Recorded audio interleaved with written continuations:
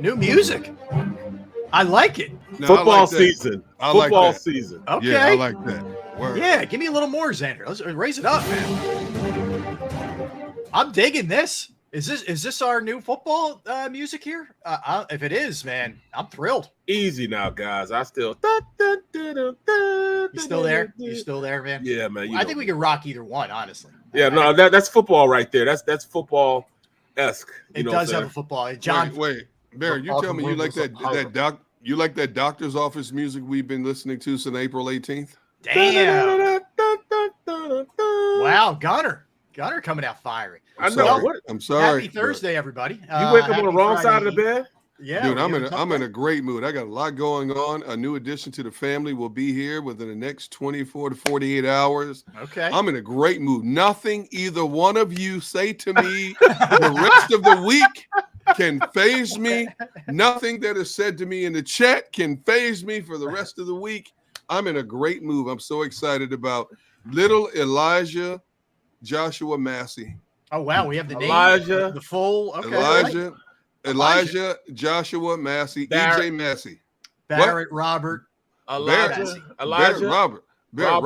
Barrett Massey. What? Yes. I do not. Here's something I will never allow to happen. Wait. Where I will have to say the name Barrett every day in my house.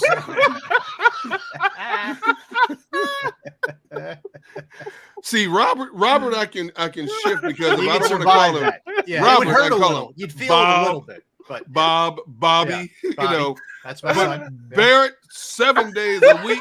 No, I hear you. No, man. Yeah, for your own health purposes, it's probably not the best idea. Yes. See. Oh, my goodness. Oh, Yes. man. Well, welcome in, everybody. Hope you're doing well out there. Off to a roaring start here.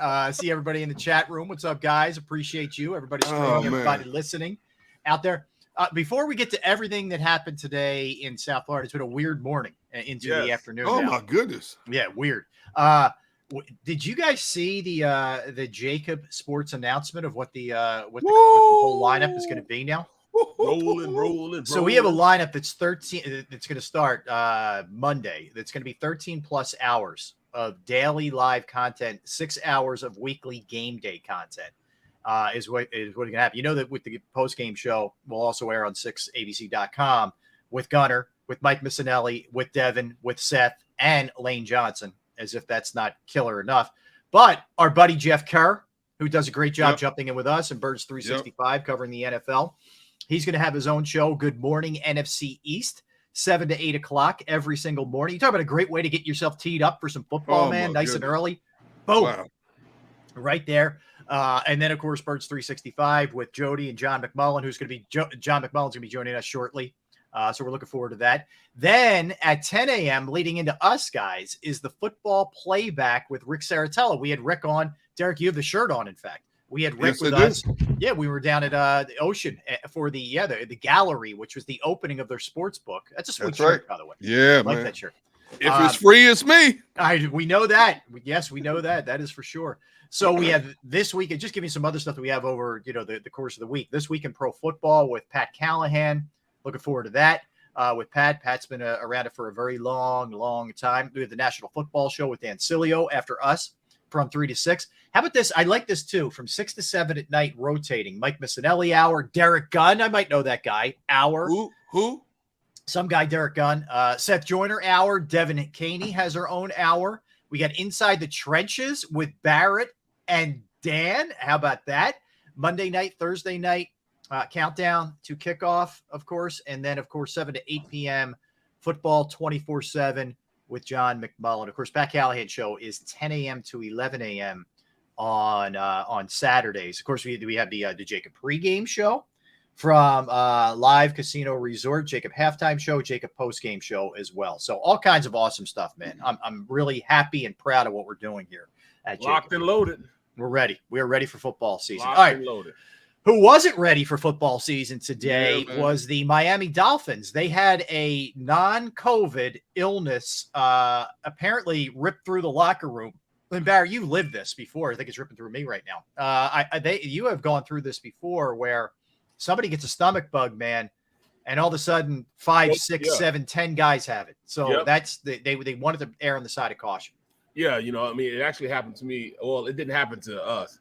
It was the AFC Championship game when we were going to play the Patriots, and they had the virus. They had like a stomach bug. It had like 15, 20 guys. They still came out and whooped our ass. Wow. Wow. It was supposed to be an all-Pennsylvania Super Bowl. Right. You know what I'm saying? Eagles against the Steelers, and they came out sick. It didn't even matter. Yeah, it didn't matter. Like it didn't happen for either team. Yeah, man. Yeah, man. But, that happens. When you have guys around each other that close, man, I think it might have been something like a food virus or something like that. I mean, not food virus, but food poisoning or something, because how all those guys just at one time. I'm just hoping it doesn't. There's no symptoms right now with the Eagles, but, I hope it doesn't go through the Eagles like that. All the contact those guys had together. So, I'm hoping we have a game. And what do you think about that, man? That right now it's still on. Yeah, right now it is still we on. We had the Eagles cancel a game a year ago with the Ravens because of a turf issue. Yep. As much as I want to see a game, and I mean this for both teams, I want both teams to be fully healthy because we had a virus go through my house back in late June, July. And the first thing you're thinking is, COVID. But luckily it wasn't COVID. It was just a virus, man. And, it hits one person. You know how that thing goes. Hits one person, all of a sudden it spreads like wildfire. And so I don't want to see, especially the Eagles, I don't want to see anything that handcuffs their practice schedule, whether on the road or at home. So I just hope they quarantine this thing. Thank goodness it's not food poisoning, first and foremost, because food poisoning is crazy. Yes. Some people, like it hit me for like 24 hours. I've known people that have had to be hospitalized because of food poisoning. I mean, some people battling life and death because of food poisoning. So thank goodness, no, Kyle didn't have the monkeypox. Thank you. And again, you can't get to me today. Can't get me today. Nothing will phase D Gun the rest of this week. Nothing. Well, my wife was in the hospital with food poisoning, so it is bad. It's legit. It can be really, really bad. And she was as sick as I have ever seen her. I mean, it was crazy. Debilitating. Like that's crazy. Took like 3 IVs. Like she lost so much. Yeah, it was bad. It was not good. So yeah, it's real. So I don't take it. I take it very seriously. Wow. I hope those guys get better. But yeah, right now the game's still on. We're going to talk to John McMullen in a little bit. We'll get confirmation of what because Nick Sirianni met with the media before the Eagles had their practice. So the way it worked was the Eagles just had a practice today, which is smart. I mean, if you deem your guys are okay, why not? Take advantage of it and get some work in the heat. To me, you get to chill a little bit tomorrow. Have that walkthrough, and then you play a game on Saturday, hopefully. But you're right, err on the side of caution because there's no reason to force it other than get some gate out of it if you're Miami. That's absolutely. Yeah. I mean, you look at it, man. They got 2 weeks into the first game. I mean, 2.5 weeks, right? Yeah, but two. Well, yeah, you're right. It's what's today? About 17 days. Yeah. So we're saying 2.5 weeks. No, that's a lot of idle time, man. To not play a game, man. Those, when you look at it, at those 2 weeks that they have before the game, it's gonna be like Groundhog Day for them because they're gonna go into their season practice mode. So when they go into this season practice mode, they'll go out like when I played, it was you watch film on Monday, Tuesday you're off, Wednesday, Thursday, and Friday your days of work. Saturday you either traveled or had a slept in a hotel before the game, played on Sunday. I think they do a little different now. They watch film. I mean, they practice actually on Tuesday or something like. I mean, it's a lot different when I played. But once you get into a routine, they'll have 2 weeks of routine before they play their first game. Mm-hmm. That's gonna be boring, man. Those guys are gonna be bored, bro. I mean, it would have been great if they'd have had today's practice, but man, the starter's going to go in with one extra day that they didn't have against some competition. I don't think it changes anything on how they approach this game. They still won't play the starters, but man, this actually means something. I know Nick Sirianni's like skitzing out right now. Oh, sure. I mean, because and football coaches, they have everything's planned out, man, and all of a sudden now you got to audible, on the morning of, and it can't be fun, that's for sure. And look, there are still a lot of guys missing practice for the Eagles. I mean, Miles Sanders. That's good. It's good in terms of allowing additional healing. Yes. I know the guys who are on the bubble, there's guys that already know in their mind because of numbers or whatever the case may be, they're not making this team. Okay, right. They already know this. They're smart enough to know, but they do want to get something on film, get to the agent, have them solicit the other teams as well. So it's a double-edged sword in this case. I feel bad if they don't get to play a game, but I feel good about the fact that some of the guys, even the middle of guys, will get some additional time to kind of heal up a little bit. They won't have to push themselves through a game and possibly injure themselves in this particular game, because this is the game where it's a free-for-all. Everybody that's playing in this game, just about everybody playing in this game is playing for a job. They're playing for their NFL lives. Yes, they're trying to get it, bro. I can remember being in that situation. You trying to make everything you can happen, bro. You doing the most. You know what I'm saying? You're trying to cut people you wouldn't even cut. You know what I'm saying? You're trying to just run straight through people, man. You could run through a brick wall today. Right. When dealing with these type of stressful situations, you're trying to provide for your family. Right. So you're trying to your career is on the line, and when stuff like this happens, I can only imagine guys going crazy sitting in their rooms right, like, man, this is screwing. This is screwing. I wanted Miami to see me one more time in practice. You know what I mean? This is crazy. So the guys who are out, Miles Sanders still out, hamstring. Josiah Scott's out with a hammy. Greg Ward with a toe. Kelsey with the elbow. Josh Jobe is out with an elbow. Javon Hargrave is out with a toe. Christian Ellis, who was one of those guys who's battling for a spot, is out with a hamstring. So they're the guys who are not practicing today. I will ask John about this in a moment, but did you guys see that Sirianni came out and said that Hurts had his best practice all year yesterday? Yeah. And now a lot of the reports we got were that he was okay, but not, it was a lot of checkdowns and whatnot. Yeah. It's tough to really decipher what's what here. No, I totally understand what he meant by that. What he meant is this is best decision-making day. And when I listened to the interview that he had today, that Hurts had today, I kind of understood, it clicked for me why he said that yesterday. He said today in his interview, things are going well for me. I like what's going on. He said, I'm throwing to what I see. And that you need to take that right there. I'm throwing to what I see. So that means his decision-making is starting to get faster. He's seeing stuff happen and getting the ball out on time.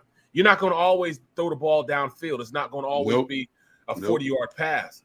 The little intermediate pass, they send a blitz, and the ball goes straight to who it needs to go to in time. Sometimes, they're saying all he did was check downs or he threw quick passes. Well, that's what the defense dictated for him to do. Right. That's where the ball was supposed to go. So that's, just because they're not going down the field and his big plays doesn't mean he didn't necessarily have a good day. What he meant was, all right, this happened over here. So my reaction is my goal is to, throw to where it's supposed to go. They throw a blitz, you throw over the blitz. You get it to the guy that from the space that was just evacuated by the blitz. One guy leaves. If we got somebody there, you get it to the open spot. So I understand what he's saying. I mean, that really put me over the top. Like, all right, now I'm really starting to buy into what Hurts is going through now. I'm really starting to buy into Hurts' ability now to run this offense effectively and efficiently. Well, that's a huge part of the maturation process of Jalen Hurts, because the one thing that drove us all nuts last year was the fact that we thought he held the ball too long at times, indecisive with the football in his hands, took unnecessary hits, or didn't trust what he saw and took off and ran too soon. So if he's doing all these checkdowns, and let's face it, every quarterback in the league has a multitude of checkdowns if the first option isn't open. Before that ball snap, you have to see it and then be it. As we say that all the time. You got to see it and then be it. And if he has better identification where the blitz possibly is coming from, and he can look at one receiver or another receiver, and they know they have to adjust the route to help beat that blitz, that's a huge part of the process. And there's multiple levels of what he needs to do, obviously. But that is huge in terms of a quarterback's development, being able to counter check what a defense is throwing at you. You know what? Absolutely. Go ahead, Ben. I of course I'm having a lot of people coming in and saying, "Oh, you're drinking the Kool-Aid, Barrett, with Jalen Hurts." I'm, of course, to an extent, I'll be drinking Kool-Aid because I'm an Eagles fan. At the end of the day, the Eagles are my squad. I'm bipartisan though. I'm Eagles and Steelers. Saying both of them equally. But Eagles are my squad. That's what I talk about every day. And when I see Jalen Hurts, I see the maturation of a young man becoming what he's setting out to do. He is trying to be a quarterback, not an athlete. He knows he has the ability to go out there and run. But what he's doing now is working on his progression, working on seeing, just like Derek said, seeing and believing where the ball's supposed to go.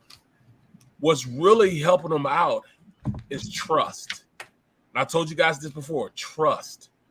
That's a huge word that's probably in the vocabulary right now when they're talking amongst each other. Trust. Because at this point, Jalen Hurts trusts the fact that when he throws not a 50-50 ball, but a 70-30 ball to A.J. Brown, that he's going to catch it. He's going to Debo it. Even if it's bad, he has a more forgiving catch radius. Not huge catch radius, but a more forgiving catch radius when he throws to him because he knows he can outmuscle and outpower DBs or whoever's on him. He knows on the backside or wherever Smitty is, he can get the ball to him because he's going to have separation so he can get the ball to him because he will be open. He'll have separation from the DB. It was so iffy last year when he was trying to throw to Jalen Reagor when a guy was draped all over him. There was no separation. There was no separation anywhere. But when you have a guy that doesn't necessarily need separation, who can Debo and muscle guys from the ball, and then you have a guy that does get separation, it just gives you a better sense of trust to get the ball out on time. And then, we're not even going to talk about Dallas Goedert being in the middle of the field. So, that's the big thing with me, trust. Trust will be – they need to get T-shirts that said trust because you have to trust that he's going to do it. I like it. Yeah, we're going to be joined a couple minutes by John McMullen, who is down there in Miami. We'll get the latest on what's happening, how they look today in practice, some of the things that Nick Sirianni had to say, what the highlights were, et cetera. And we'll get into this in a little bit during our football segment here, but find this interesting. So Tom Brady will start Saturday night against the Colts. Now, I know he's been out for 2 weeks, but that's basically Todd Bowles is starting all the starters. Different approach than the Eagles. That's for I don't sure. understand it because his offensive line, he didn't have his complete offensive line. Why the hell would you do that? Well, whoever his starters are. Whoever his starters are, you got to get some continuity now because now you've lost your starting left guard as well. So who's replacing him? You got to get some of that timing down. It's a risk. It is a risk. But Tom Brady's smart enough. You ain't going to get any hits on Tom Brady. Tom Brady will throw that ball to the next county before he takes an unnecessary hit. I'm telling you right now. Right at the feet of the receiver. Absolutely. He's thrown that a many a time. Let me tell you, so that dude's got a master degree in throwing that pass right in the dirt in front of somebody's feet. Tom Brady's not taking a hit, but when you have 3/5 of a starting offensive line that you're trying to get comfortable with, I hate to say it, because you're going to be playing against a bunch of second, third, fourth, and fifth stringers, but your line is the most important entity of an offense. Yep. An offense makes the quarterback, the running back, the wide receivers. And when you are implementing 3 new guys in there, a minimum, I see what Todd Bowles is doing. You got to get some reps with these guys, man. You can't hit that ground running coming out of the gate, offside penalties, false start penalties, so on and so forth. Got new guys not understanding the cadence from the center, line adjustment calls from your center. I don't want to put a Hall of Famer in there, the last meaningless game of a preseason. In this case, it's mandatory. No question. Yeah, it's going to be interesting to see what ends up happening there because the other thing is, guys, and we'll get into this, like I said, there's major injuries around the NFL, major, especially in the NFC. Tyron Smith. Yeah. And They come dangling a second rounder for Andre Dillard, and as much as I don't want to move Dillard, man, I got to think about it. I know we talked about this yesterday. Whoa. I'm not moving Dillard. All right, hang on. I didn't know you just said. I know you didn't just say think about a second rounder. Think about it. Maybe Dallas gets real desperate, throws a 1 year away. I know I hate saying a New York Just saying. minute, but a Dallas minute, Eagles minute, a Philly minute, it'll be done. Done. You make the trade? Wait, you make the trade? Without a doubt. Well, we'll debate this. We will get into it. All right. We have our resident South Beach superstar is ready to roll. The one and only John McMullen, Birds 365. Catch him all over the channel, JAKIBsports.com. Plenty of Eagles content. John, tell me you didn't catch the stomach bug. Are you all right? That's the first thing. We're worried about it. So far, so good. I am a little worried about it, though. I'm like, what the heck is going on? They're trying to kick us out of the facility. They got construction going on. It's a mess down here, boys. Okay. Well, John, all right. So let's start with that, John. So they're saying it's a stomach bug, non-COVID. Went through a couple of the Dolphins players, and apparently the Eagles all checked out all right. Everybody's good to go. Yeah, I think Sean Bradley was down with an illness, but Nick Sirianni said nobody had that stomach virus. So that part of it is positive, and the game is set to go on. So you never know, because the NFL doesn't value preseason games the way they once did. But I was talking to one Eagles defensive coach that shall remain unnamed, and they were not happy because they were looking forward to getting some serious red zone work in against the Dolphins. And, you got to work things on the fly. And the Eagles practiced for about 70 minutes. Then they had a 20-minute walkthrough. And they did the best they could, but obviously they were down here early. They would have preferred to have a joint practice. So, John, why wouldn't they allow you guys just to watch even a limited portion of the practice, even from a distance? Not up close, but even from a distance, just to see maybe the first. Oh, we got to watch the practice, Steve. Oh, you did? We got to watch the entire practice. In fact, it was better from a viewing standpoint. Okay. Because they didn't let fans in, but the Dolphins weren't involved. So it was just like we were at an Eagles practice, just down in South Florida. Okay. There's Jeff Mosher and Adam Kaplan making an appearance. And Jeff Mosher, two superstars walking out of the facility. Right. I get the thumbs up from Adam Kaplan. We got to watch the practice. And the Eagles defense kind of bounced back against their own offense. And they played really well in the red zone. But, from that standpoint, we got to watch. We got to watch everything but the walkthrough. All right. When Denard Wilson, told he was kind of pissed off about, the way practice went. He wanted to go at it. I wasn't Denard. It was Denard. Darren trying to call him out. That was sneaky, man. I'm trying, man. But that was sneaky. But when you look at this, and the mere fact that they're down there, they're not able to go, with another practice. Do you see the reps changing for a couple guys in particular about, going into this game? You think there will be some starters? No, they're not doing anything in this game. Nothing. I have that on very good authority. Defensively. They are doing nothing. They better not even put a uniform on. They are doing first day install stuff. They are doing the most. If you had a super version of vanilla, that's what you're going to see from the Eagles in the actual game. Look, it's important for those guys battling for the back end of the roster just to show, from a talent level, or even the practice squad, because the practice squad is expanded to 16 players. So a lot of these young players that get cut are going to get brought back to the practice squad. So it's important for them. But the Eagles, from a schematic standpoint, they're not going to do anything. All right. So when Washburn said that, he's not going to get a lot of work, and that's not working either. Okay, I'm trying, man. I'm trying. I'm sorry about that, bro. You can't take him anywhere, John. We can't take Barrett anywhere. It's unbelievable. Go higher up the field. That's all I'll say. All right. No higher up the food chain. All right, this I can actually attribute to somebody, John. So I'm not trying to catch you here.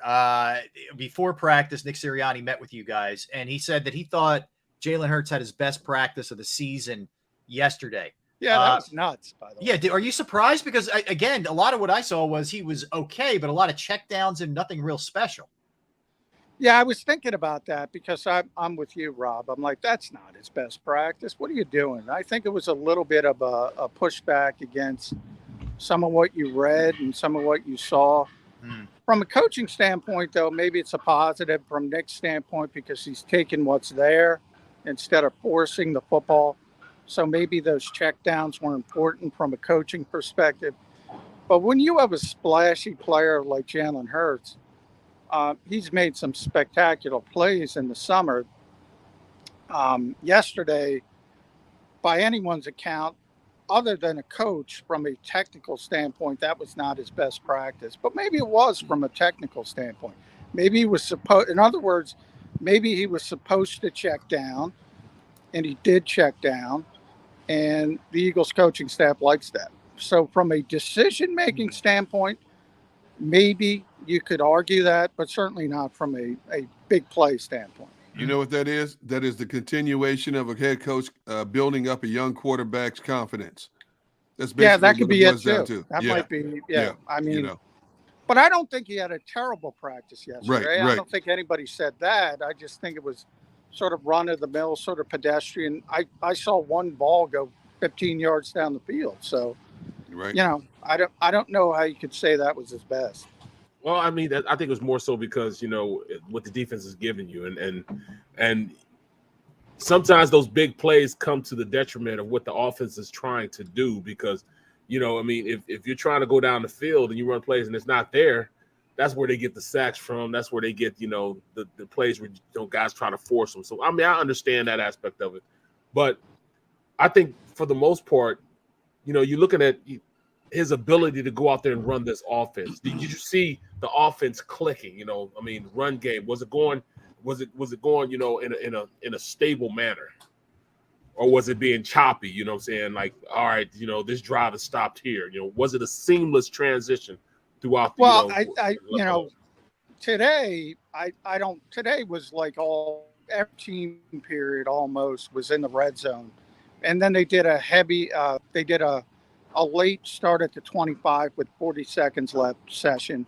So everything was sort of on a condensed field, makes it a little bit more difficult. And the defense probably got the better of the offense. So it'll be interesting to see what Nick Sirianni has to say about this practice. They had full pads on? Yeah, they had pads on. It was a high intensity and they were working. So, okay. You know, they had planned to have a real joint practice.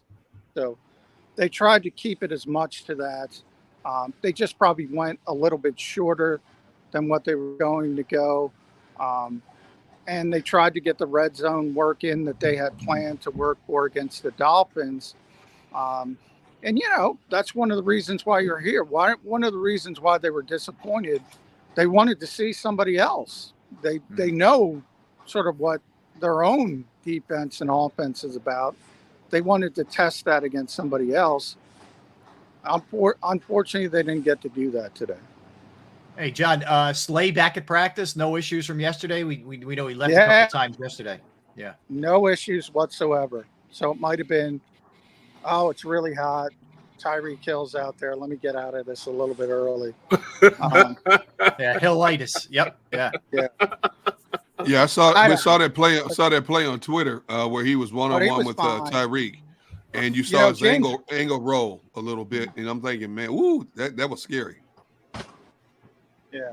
You know, James Bradbury was back today at practice for the first time in a while, and he started practice, but he didn't finish practice. So we have to keep an eye on that to see where he is. Obviously, he's not going to play anyway on Saturday, but it was a positive development that he was out there, and then all of a sudden he wasn't out there. So hopefully he didn't tweak that groin he was dealing with.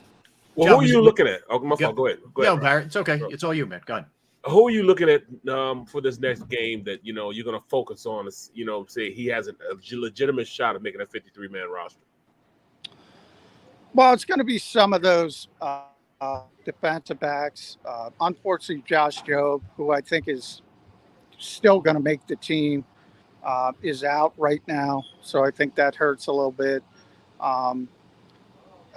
Grant Calcaterra, I'm going to be interested in because he missed so much time with his hamstring issue. But now he's been back and he keeps showing up at practice. I asked Nick about him today, and that's kind of a tough decision because they think but he's a pick. It's not a premium pick. They like him, but he hasn't been out there that much. So what do? Do you default to Grant Calcaterra? Maybe they do if he has a big game in the preseason game and shows he's completely healthy. John, who other than what some of the things that Sirianni said, what was your sense of just the players today? Were they just kind of ticked off at the circumstance? Because I know Brandon was in the middle of the huddle before things started saying, where are they at? And, maybe he's just typing up his teammates or whatever. But did you get a sense it was kind of like, yeah, good. I don't think ticked off as much as, it's hard to it's hard to refocus yourself. You're getting hyped up for that June practice. It's far more competitive to be, and then it was got to scale it back down. You got to go and practice anyway. It was more of a, how do you get that effort level up to where it needs to be after being disappointed a little bit? I think it was more about that. That's fair. So what's the game plan tomorrow? Is tomorrow off, a walkthrough before Saturday? What's the rest of the week look like for the Eagles? Yeah, tomorrow's a walkthrough in advance of the game. If there is a game, and again, there's no belief right here, right now, that there's not going to be a game, but I've seen too many things happen over the past couple of years in NFL with preseason. If this keeps going through the Dolphins, the stomach virus, who knows? So you got to keep an eye on that. But right now, as we stand here, they're planning on playing the game. So the Eagles are preparing for their walkthrough, and then it'll be game day on Saturday night. One. Go ahead, Derek. So, John, how do you spend your rest of your day from moving forward from here? Well, I got about 87 more hits to do here on JAKIB Media. No, I got football 24/7. I got writing to do at JAKIBsports.com. I got writing to do at Sports Illustrated. I got a lot of stuff to do, guys, and I can't Stop get a slacking. That's a lot of checks there. Stop bro. slacking, John. It's a lot of checks, man. Hey, B. Brooks, you got more checks than anybody, bro. Thank you. Thank you. There you go. There you go. I love it. So lastly, John, who stood out today? Anybody look good at practice? Anybody jump out? Anybody catch your eye? Avonte Maddox. Darius Slay had an interception. Avonte Maddox had an interception. He showed off his vertical leap, which he does. He had one earlier in training camp where he's got like a 40-inch vertical, and he went up to get it. He was really impressive. The defense really bounced back. Fletcher Cox steamrolled Isaac Seumalo for a big loss at one point. Defense really bounced back today. So it was definitely a defensive tilted practice, and a very short one and a very intense one for the Eagles. All right, John. Well, listen, man, keep up the good work. We appreciate you hopping on, and keep us posted if you're hearing anything, any news or anything like that. But thanks for your time today. Appreciate it. Good, bro. All right. Yeah, John was breaking up a little bit. Yeah. Thank you, John. Yeah, catch him, JAKIBsports.com, all the other hits that he's doing throughout the course of the day. And, of course, every day, Birds 365. All right, so here's what we didn't even get a chance to really get into everything we're going to be doing today. So Jason Avant's going to be joining us at 2 o'clock. Looking forward to talking to Jason. A little later, we'll talk some Phillies. Bryce Harper's at it again, guys. I mean, this is just unreal. Actually, can I even say it's unreal? It's just who he is, I guess. It's status quo, man. Yeah. We're talking about the MVP, man. With status quo. This dude is ridiculous. He's on a different planet than everybody else exists on. So we'll get into that, some of the things that he had to do. Will he be up sooner than we thought? But when we come back, we'll continue with the Eagles discussion. Guys, they got to cut this thing down, man, to 53. Pretty soon. Tuesday. Yeah, man, 5 days away. We'll get into that. And get into the question of whether or not the Eagles are legitimate Super Bowl contenders and some of the other teams that they may be vying with here, because there's a major injury for the Cowboys, which we teased a little bit, Barrett. Yes. We'll get into it because this is a big blow for Dallas, which we'll talk about. So a lot to do. You don't want to go anywhere. We will keep it rolling. We are Sports Take, JAKIB Sports YouTube Network. Derek, Barrett, Rob on this Thursday. All right, let's talk a little finance. Let's talk a little principal and my man Jim Murray. Look, it's difficult finding the right person that you trust with your finances, with all the hard work, with your future, right? I found the right person. It's Jim Murray. He can help you investing. He can kind of alert you to things, trends, all those kind of things. That's what he's done with me, whether it's retirement planning, 401k review, insurance review. If you have a small business and you need help with your employee benefits, they're all the things that he can help you with. And if you're not really sure, you can call and just get a consult. I've entrusted my IRA, my 401k roller with Jim, and I couldn't be happier. And you can be too. Give him a call, 610-996-4751, 610-996-4751. Or you can email him at Murray, murray.jim@principal.com. That's murray.jim@principal.com.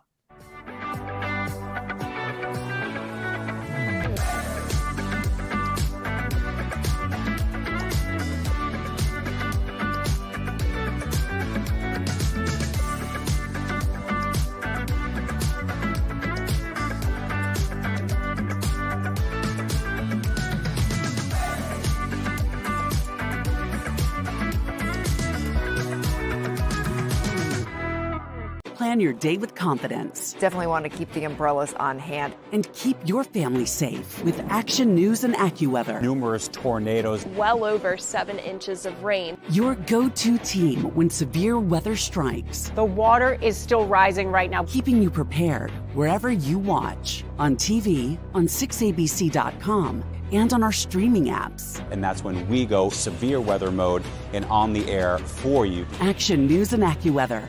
The team you trust. At Stateside Vodka, every new customer gets the world's best rocks glass. Free. What's that? A rocks glass? You're telling me that bottle is cut in half? You could say that. Holy shit. And you're telling me I can get one of these glasses for free? That's right. One free rocks glass per customer with each first-time purchase of Stateside Vodka. So good, it just disappears.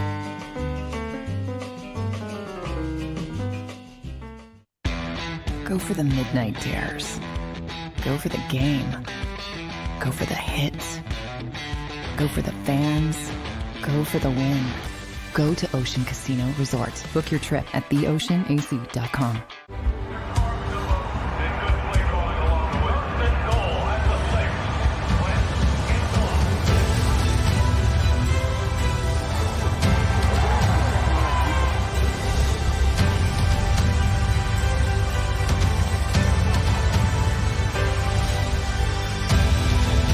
Field of life, First Trust Bank is there for you. Champions on 3. 1, 2, 3. Because Philadelphia dreams deserve a Philadelphia bank.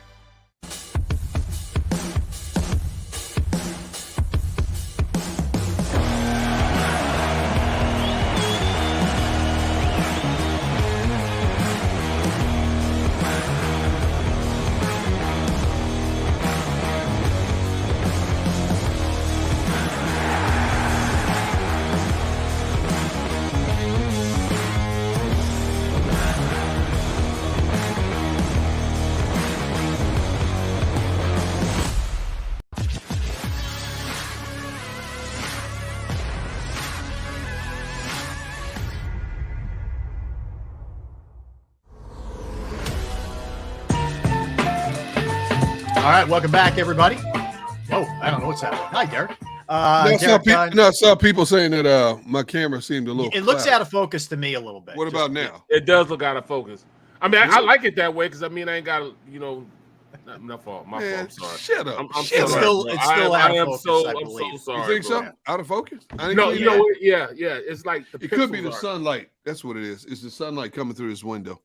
I'm at the close. Next segment, I'll close it. All right.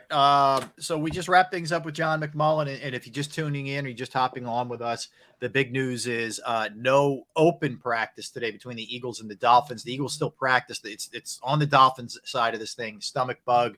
non-COVID.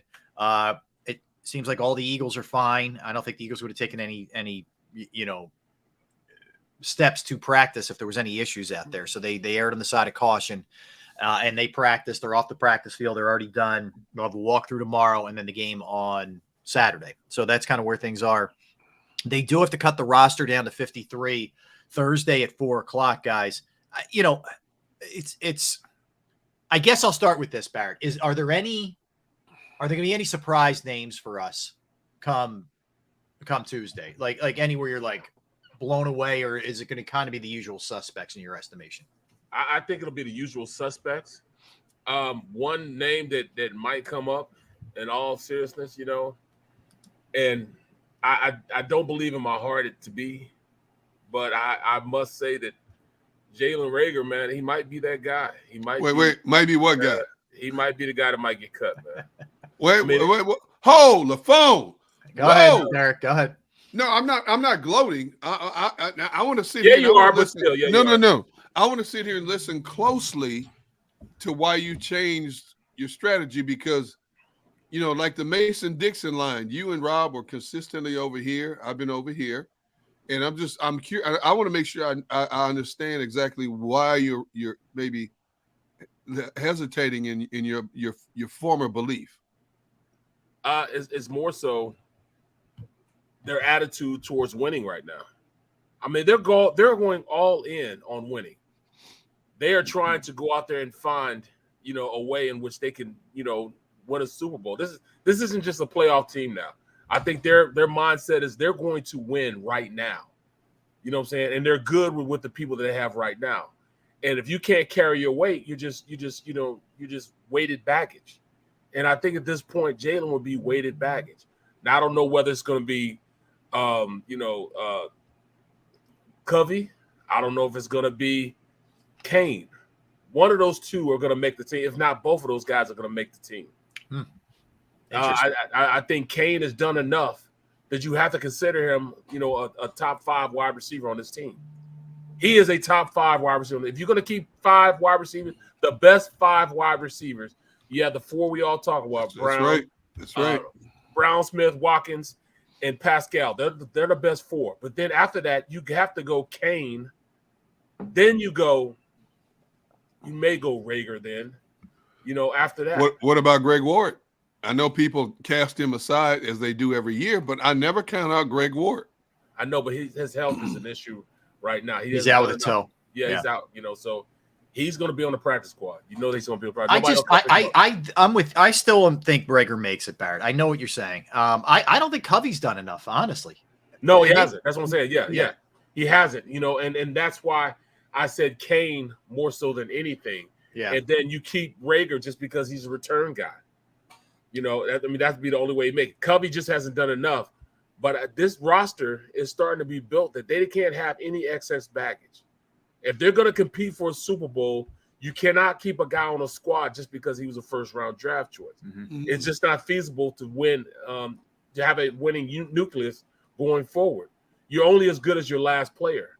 And I think Reagor is the last player on the roster. If he made the squad, he would be number 50. Well, he'd actually be like 60. Right. But if he made the roster, he would be number 53. Interesting. I think Covey, they look at his potential and say, we got to get him on the practice squad, especially with the expanded practice squad. We got to give him the practice squad, give him some more work. There's potential there. He may not be our punt return guy today. Right. But we can get him up to speed. He could be that return week 2, week 3, week 4. You know what I'm saying? So yeah, no, I hear you, Derek. That's fair. Yeah. I think the best thing about this for every team is you're no longer pigeonholed with a limited practice squad. It expands, right. So you get to keep a few more guys. Now, obviously, other teams can pick your players off, but at least you have that option of having more depth for emergency purposes. Yeah, and I think it's smart the NFL did that. Why who cares? Like, why do you have to limit why did you have to limit the practice squad that much? Well, you know what? It wasn't. It used to be you can only be on your first 2 years of your career. Right. Yeah, 2.5 years of your career. I mean, and if you became a vested veteran, you couldn't be on it. Yeah. Right. You know what I'm saying? When I first got in the league, I started. So I was never eligible for the practice squad, after that. I mean, after I started, after that first year, I couldn't be on the practice squad. I was never eligible for it. Yeah. Oh, that's interesting. Yeah. Okay. Yeah. You see Dan Cilio. Cilio said $7.8 million dead cap money on Rager. No way they cut him. I agree. What's the cap hit on him? Is it 7.8? I would have said that. Wait, let me see that. Until I saw them have a cap hit of $34 million for the quarterback. Wentz. Yeah. Wentz. I mean, $34 million. That's 7.8 because they're going and they're ship chasing. I don't know if that really makes a difference for him right now. Maybe I'm looking at it wrong. I don't either. I got a cap hit. I thought it was 1.8. I got a cap hit. Well, that's a bonus. So he's going to make his base this year is 2.4. Okay. Cap hit of 4.2. Dead cap hit 4.2. Okay. I'd eat that 4.2. Oh, I'd eat that. But all right, maybe. Well, look, we're going to know in 5 days. I still think I'm going to stay. He's still going to be here. I'm going to stay there.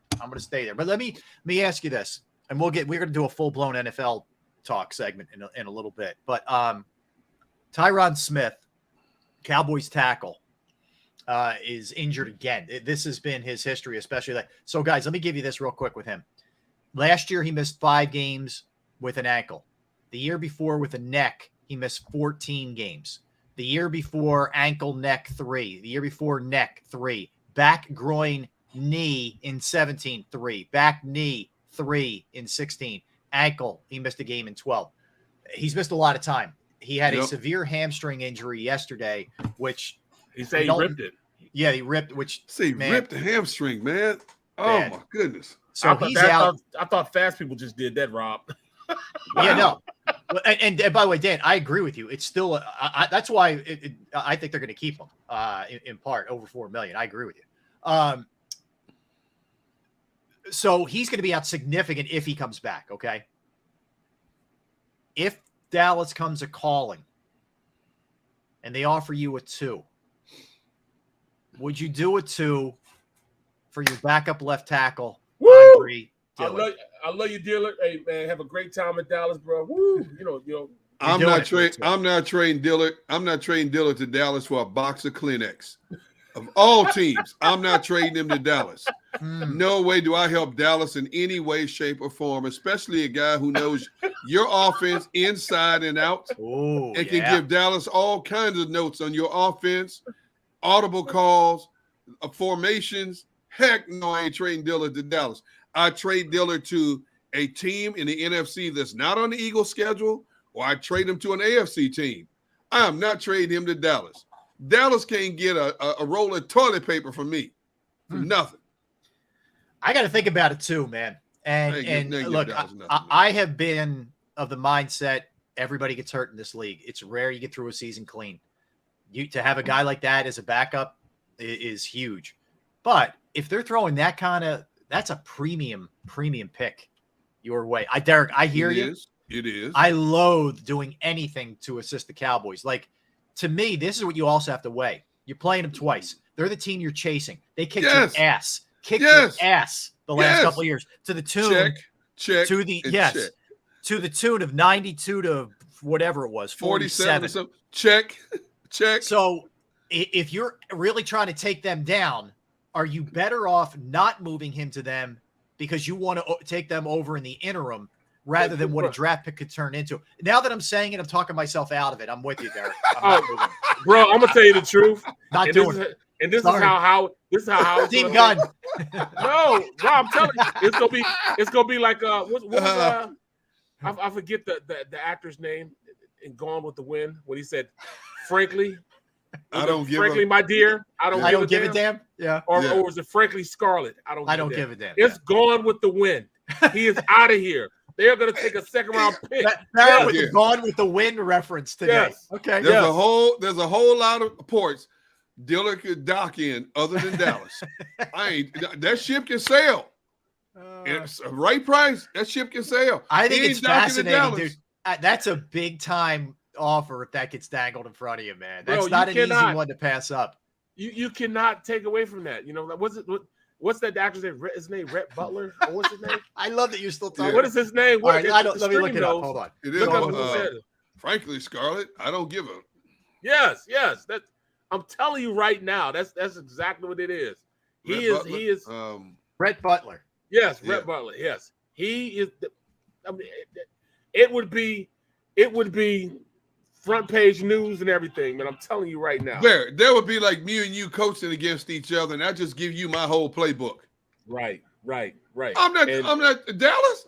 I'm not helping Dallas, bro. It cringes. It makes my skin crawl. Yeah, makes my skin crawl. Yeah, bro, I need a tetanus shot even thinking about this. Bro, I'm serious, man. I might help Washington. Now the Giants are in dire straits for linemen. I might help the Giants because the Giants ain't going nowhere. Yeah, I'm not worried. Right, Derek. I'm not as worried about the Giants. I would think about the Giants harder. Dallas, just Washington. Barrett, I'm on that fence. Dillard stoning the Eagles' defensive line in twice, and you're saying to yourself, "We gave them. They could have a turnstile there." Imagine Zeke going around that left side, and all of a sudden you see Dillard mowing down your linebacker. And then mowing down your safety and lead to a touchdown. Because I'm coming back to you, Barrett. Your fault that they traded him to Dallas. I'm coming back to you. My skin is crawling. I'm getting skeevies. I mean, it's almost like you get what? Skeevies? Yes. And I'm like, it's just, it's just the worst thing. But I'm just being real. I'm being real, bro. I'm telling you, and I'm telling you again, if they dangle a second-round pick, he is out of here. Barrett, I get you. Okay. I hear you. And I was like being swayed. I flirted. But then the thought of Dillard actually going there and helping them beat the Eagles, oh my God. It hurt. Exactly. I'm like, if Dallas was dumb enough to trade a first-round pick or a high second-round pick for Dillard, that makes you salivate. Any other team in the NFL, even another team in the division in the NFL, I got to grab that. Like one's a game changer. One's a game changer. Yeah. In all actuality, we owe them too. We owe them right now. How you owe them what? What do you mean you owe them? Smitty. The reason we got Smitty. We got Devontae Smith from a pick we traded with the Dallas Cowboys. It's true. I don't know Dallas nothing. Dallas? And they also jumped in front of the Giants. They screwed the Giants. It was a classic Howie move, and boom, they took them. So it was great. Yes. Dallas. Yes. And the only thing we owe Dallas is a couple of butt kickings. That's the only thing you owe Dallas. All right, Dallas nothing. This is a perfect segue into this, guys. So here's the question I have. Are the Eagles really Super Bowl contenders? Like legitimately, because they couldn't beat Dallas last year. Dallas smoked them. 92-47 was the combined scores. They're 3-3 against the NFC East last year. A down NFC East with the Giants and Washington. Okay. They play Arizona, Dallas twice, Pittsburgh, Indy, Tennessee, Green Bay, North. Like, are they legitimately Super Bowl contenders with the Green Bays, with the Rams, with the Bucks, with the 49ers, the Saints, etc.? Well, I'm gonna tell you this. Let me go first. I'm gonna say this. I would say not necessarily because of everything that happened with the Eagles. I think it's more so what happened with the NFC. Man, they let Devontae Adams go in Green Bay. Yep. That's huge. Yep. That's huge. You look at the Rams. They let one of their major pass rushers go to the Bills. They don't have, their second best receiver anymore. Odell left. He's not back yet. They haven't signed him yet. He's still hurt. So I think they've come down a little bit. I think Green Bay has come down a lot on the offensive side of the ball. They got old men running routes for them right now. Watkins.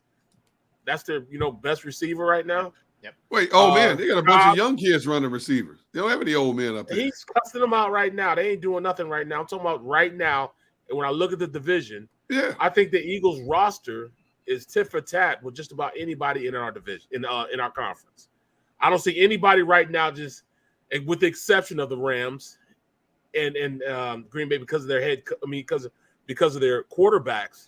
Would be the only determining factor why I say everything else is virtually, neutral as far as, who's better and who's worse. I think the Eagles roster stacks up with all of them with the exception of the one that matters the most, the quarterback position. But there's no way you can say yes. Yes. The Rams, Allen Robinson and Bobby Wagner.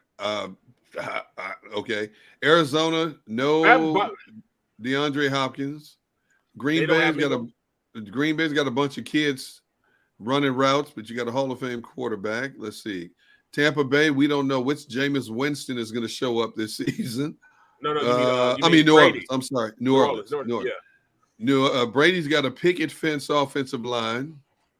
Minnesota has firepower on both sides of the ball, but I don't trust Kirk Cousins. Yeah, it's wide open. Except for the Rams, it's wide open because I think the Rams. Nobody repeats. Like I know I'm saying that, and it makes no sense. It doesn't. It doesn't, right? Right. I know it's not applicable like to what their team looks like, but the last time a team repeated was the Patriots in the mid 2000s. So it's been a very long time. The last time a team won back-to-back NFC East championships was back with the Eagles back in like 2002. Right. 2003. 03, yeah. So, I'm not telling you necessarily. I'm not saying the Eagles are the favorites. I'm not saying that, but like it's way more doable than if we were having the same discussion in the AFC, then we wouldn't have this discussion. They're not in the conversation, but they're in the conversation with the NFC. Look, I mean, the stream is the stream though. Big Pickett. I can't. I hate it, man. I hate it. Look, Big Pickett. Hey, Tampa Bay, you need a lineman. Lineman on line one. Tampa Bay. Need some help. Tampa Bay. The Cowboys, the Giants. No. Take the Cowboys out of the equation. Take Cowboys out. I'm just saying, like there are a lot of teams right now that are starved for and Dillard's legit too. You're not getting some stiff. I give him the Giants. Bro, I give him to the Giants. And they can ask top dollar. Yeah. Because everybody that's left, the Eagles organization from the offensive line that started is paying dividends right now. Look at what's going on in Indianapolis. Yes. Look at what's going on with the Detroit Lions. What was the name? Look what happened. It's two players that were in that were with the Eagles. What was it? The tackle we traded for the guy from Mizzou, and now he's out of the league. But Kelly, he hung around forever. Dennis Kelly. Dennis Kelly, he's in Indianapolis right now. Yep. This is stick up time. Yes. That's what you're doing right now. Yes. I mean, you can ask for a king's ransom. Here's what I do to Dallas. Like it or not, Dillard is a starting left tackle. Here's what I do for Dallas. Dallas, you really need him, right? Yeah, I feel for you, man. I know you hurting. Okay, what do you want to give us one? Psych, you ain't getting nothing. Exactly. I would think about it. Look, here's what I'm doing. I'm shooting crazy high, and if you don't get where I need to be, then we move on and keep Dillard here. And but I get your point, Derek. I honestly do with Dallas. I don't want to help them in the least. I want to cause them as much pain as I can. So you guys want to pull a Nets. You want to pull a Nets on everybody, huh? Yeah. Just throw that number out so high that you just can't obtain all. We're keeping Garnett. There you go. Durant anyways. Yeah. Anybody except Dallas who might be dumb enough to bite on an exceedingly high request. Hey, Andre, look here, man. We wanted you here for a long time because, Lane's getting up there and, we love our tackle rotation, but you out of here, bro. Yeah. But come to Dallas. I hear Dallas, let me tell you something. I wouldn't even give you Sipples if you offered me a second-round pick. I would drive him. We can make that trip. I could fit him in my Toyota, my Honda Civic. We can make that happen. Yeah. Big Gun, you make a valid point, man. That Lane probably got about 2 or 3 more years. He said he wants to be here at least 3 more. That's what he tells me all the time.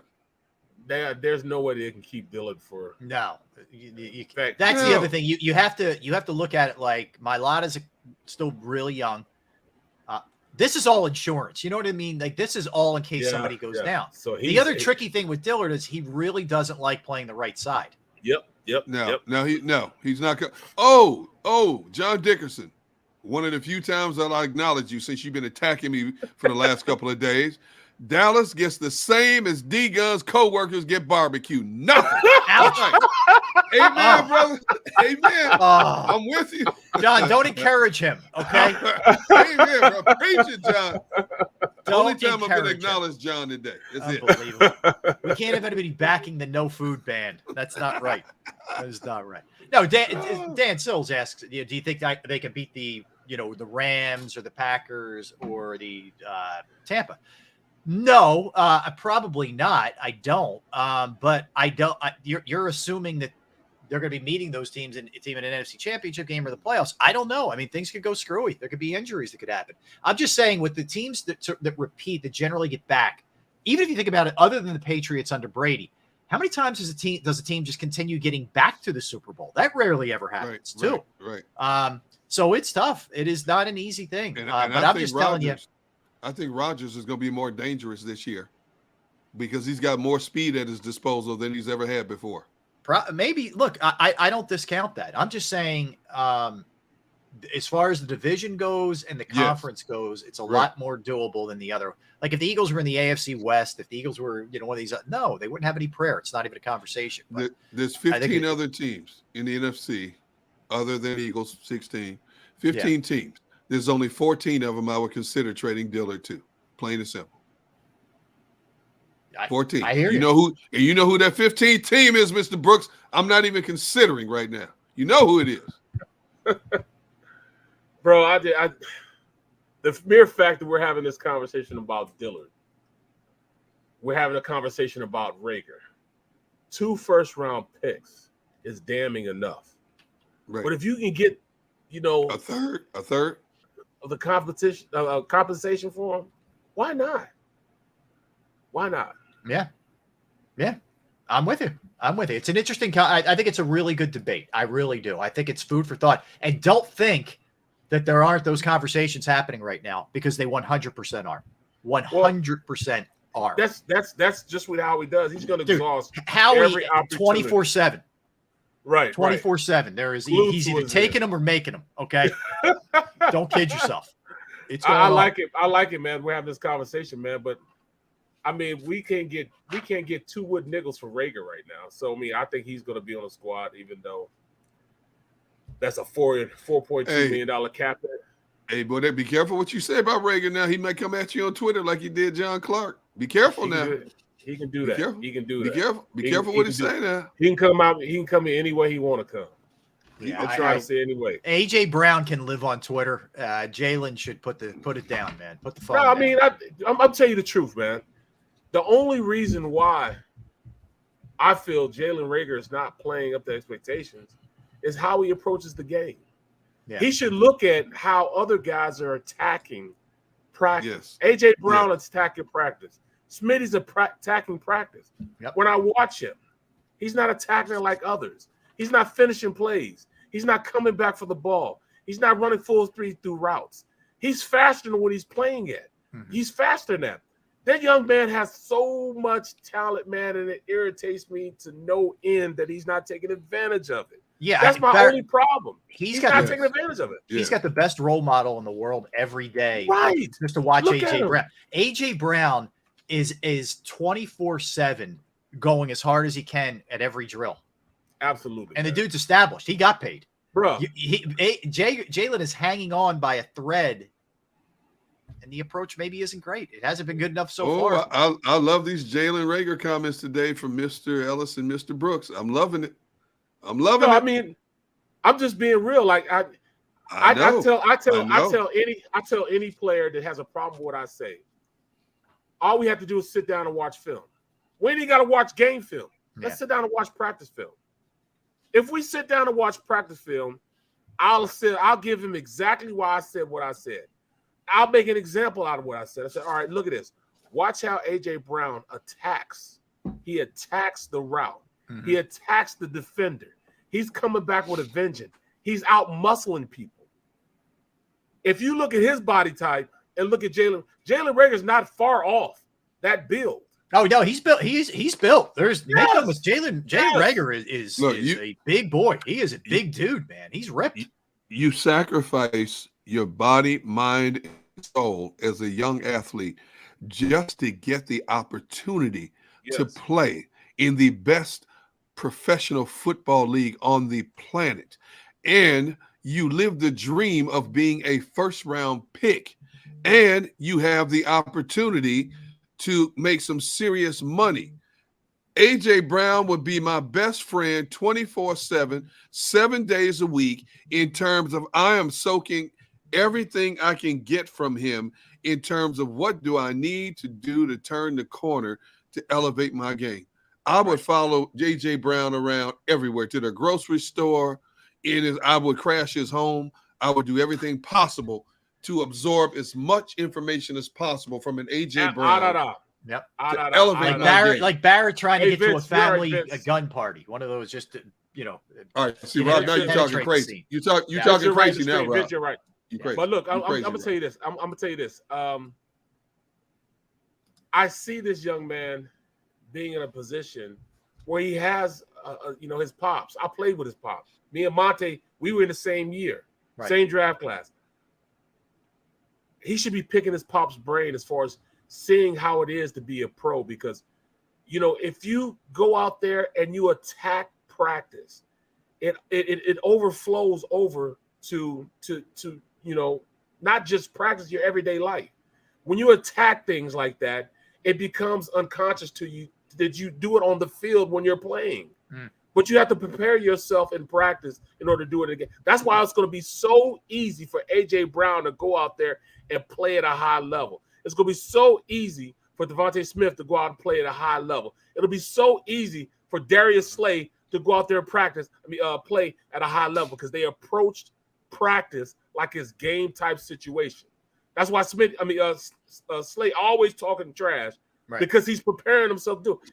Brandon Graham, he practices every rep like it's his last, especially now. It almost was his last. He's attacking twilight of his career. That's right. Lane Johnson.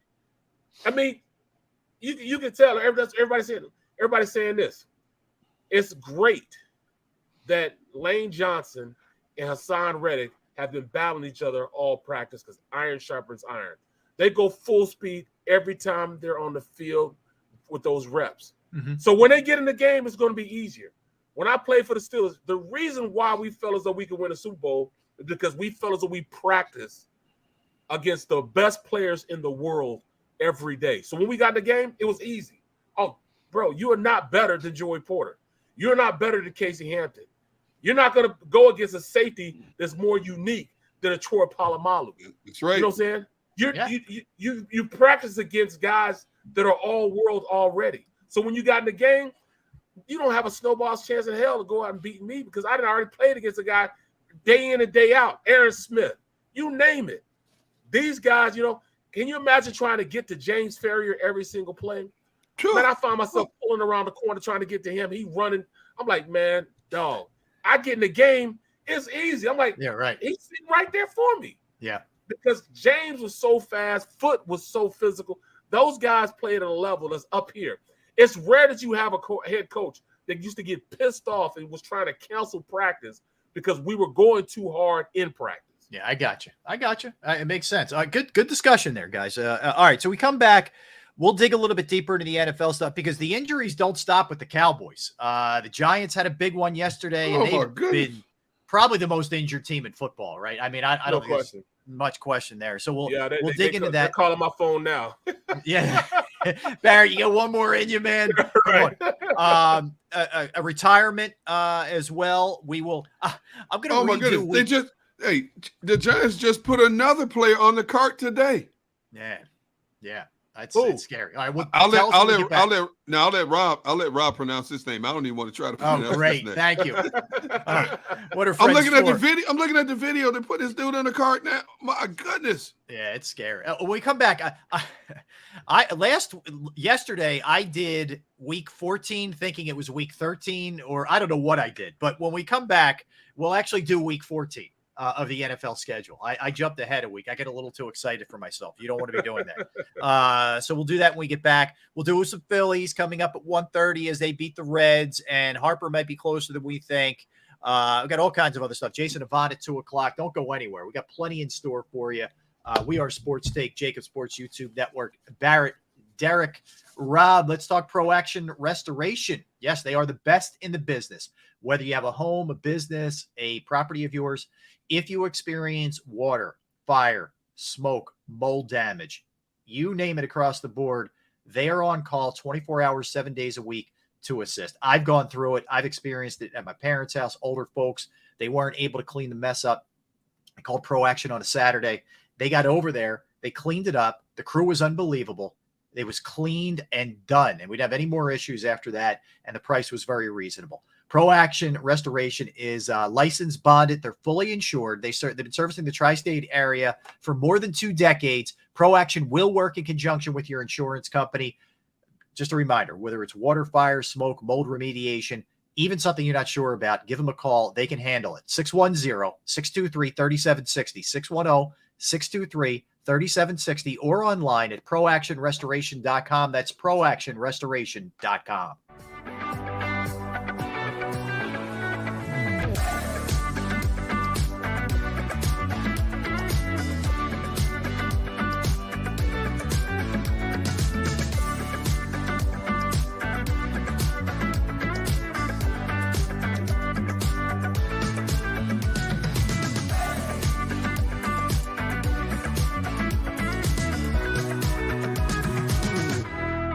Plan your day with confidence. Definitely want to keep the umbrellas on hand. And keep your family safe with Action News and AccuWeather. Numerous tornadoes. Well over 7 inches of rain. Your go-to team when severe weather strikes. The water is still rising right now. Keeping you prepared wherever you watch. On TV, on 6abc.com, and on our streaming apps. And that's when we go severe weather mode and on the air for you. Action News and AccuWeather. The team you trust. At Stateside Vodka, every new customer gets the world's best rocks glass. Free. What's that? A rocks glass? You're telling me that bottle is cut in half? You could say that. Holy shit. And you're telling me I can get one of these glasses for free? That's right. 1 free rocks glass per customer with each first-time purchase of Stateside Vodka. So good, it just disappears.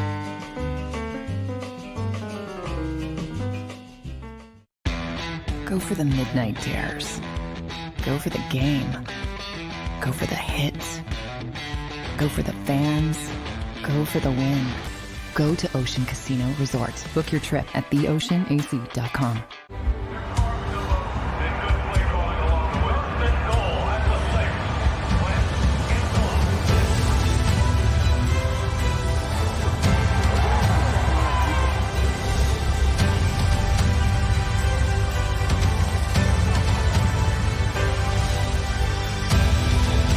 Field of life, First Trust Bank is there for you. Champions on 3. 1, 2, 3. Because Philadelphia dreams deserve a Philadelphia bank.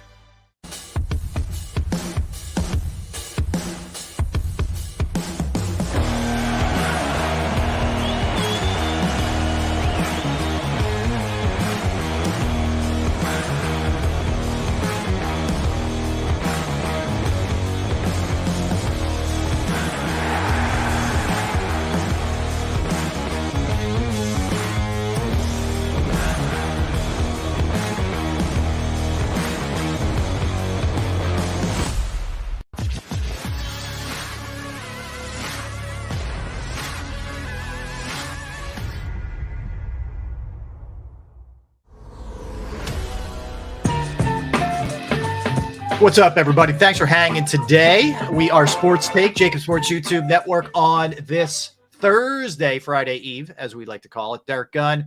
Actually, Gunner, it looks better. Well, it did look better for a second. It's kind of in and out. Derek Gunn, Barrett Brooks, Rob Ellis, you're muted too.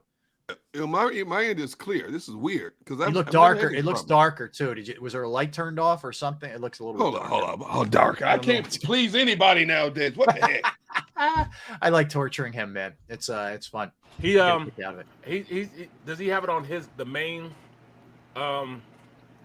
camera? I think Xander's working to try and. Are you on the main camera, bro? Hold on.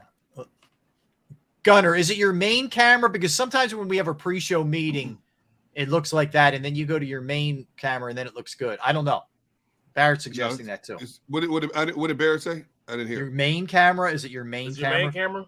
No, it's the It's the Logitech camera, the one I always use. Okay. Sure. Well, look, we'll figure it out. Yeah, it's on. It's on right now. I'm looking at the light. We'll figure it out. Plus, I'm looking at my return. The return is clear, so I don't know what the heck it is. All right, well, don't sweat it. No biggie. All right. So, am I going to attempt to pronounce this name? Yeah, let's take a shot. Here we go. Giants lost an outside linebacker, Aziz Ojulari. Yeah. Aziz Ojulari. Thank you. Pulled up lame, running mid-practice sprints. He missed the early portion of camp with a hamstring injury. So I don't know if it's a recurrence of that, guys. He had 2 trainers walk him off basically very gingerly, I might add. I hate to see that, but he's one of their major pass rushers too. Yeah.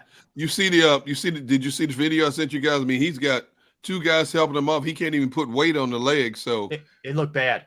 Yeah. Yeah, it looked bad.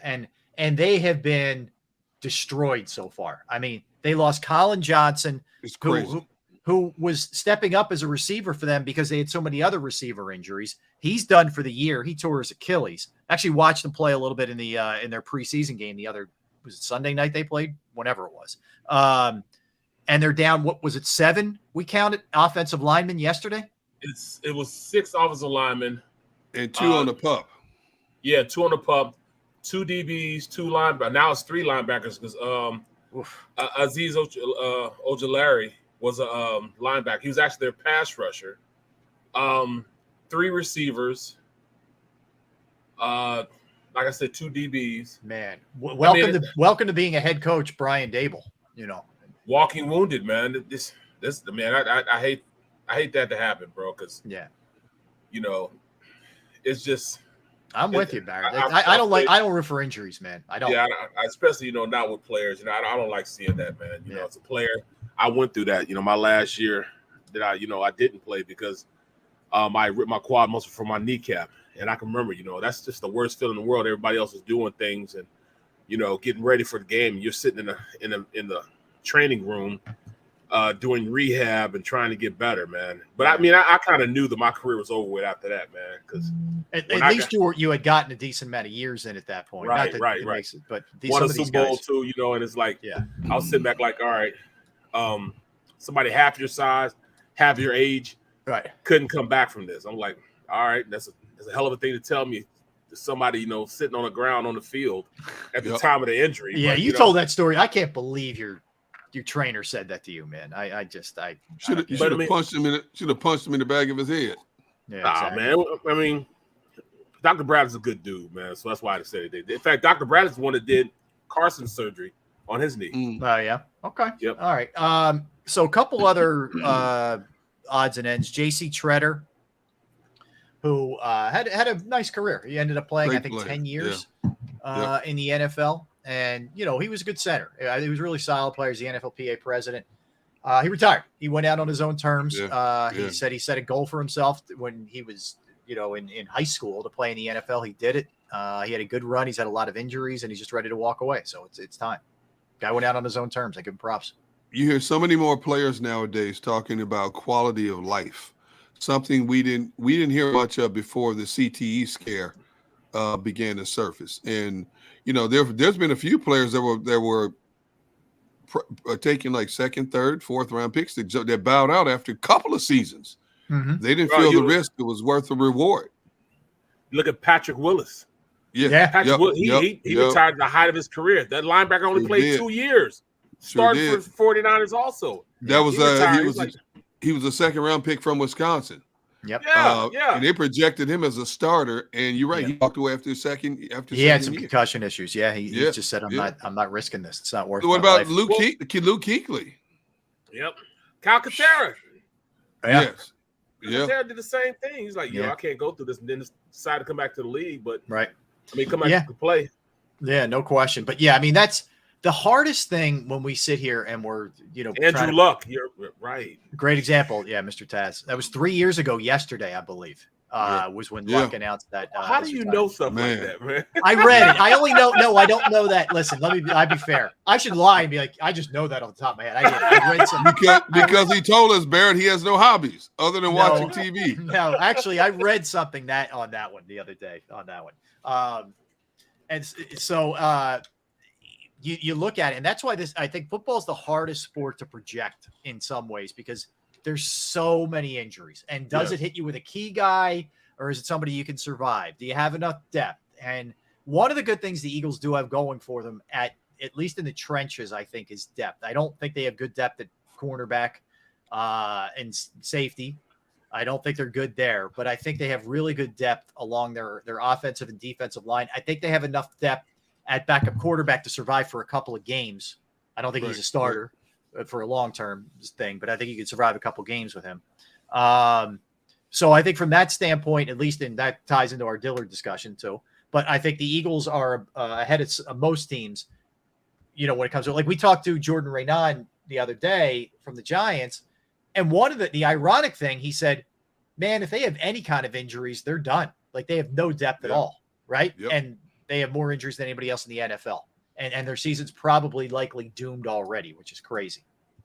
Bro, it's crazy that we won a Super Bowl. We're kind of the walking wounded when we did. Yeah. That's when you say that it was the stars just aligned, and, the moon was in the right place and the sun just hit us right the sports time. gods were saying, okay. But I agree with man. it.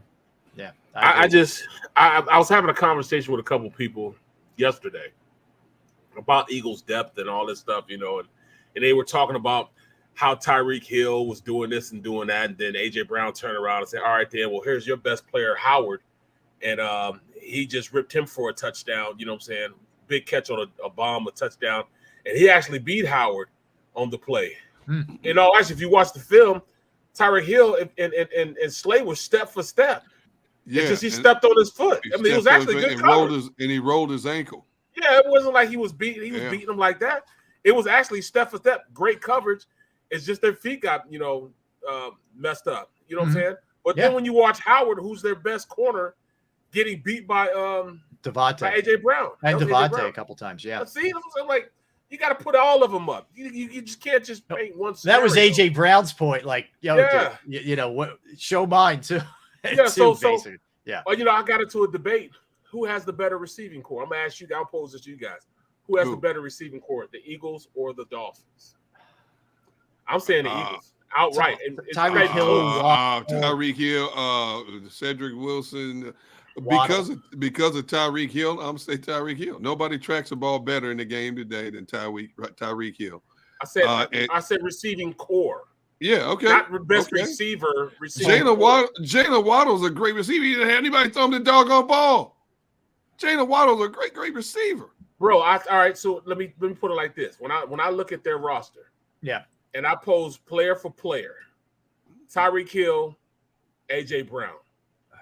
I gotta go with Tyreek Hill. Yeah, Tyreek Hill. Just from a speed aspect, but as far as skill aspect, I think they're tit for tat. Yeah, I think it's a 50-50 ball. I'll take A.J. Brown, but the possibility of a home run is so big with Tyreek. You hit Tyreek Hill on a slant. Goodbye. Yeah. He's gone. Right. But then I go, all right, then, Jalen Waddle or Devontae Smith.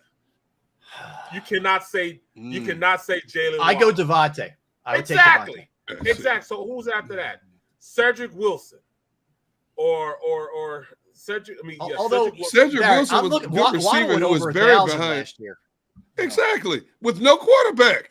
Yeah, exactly. I'd still lean Devontae though, Derek. I would lean Devontae outright. I'd say to me that's a push. I'm saying push right now. I'm not going to give it one. I'm not going to give it to one or the other. Cedric Wilson versus.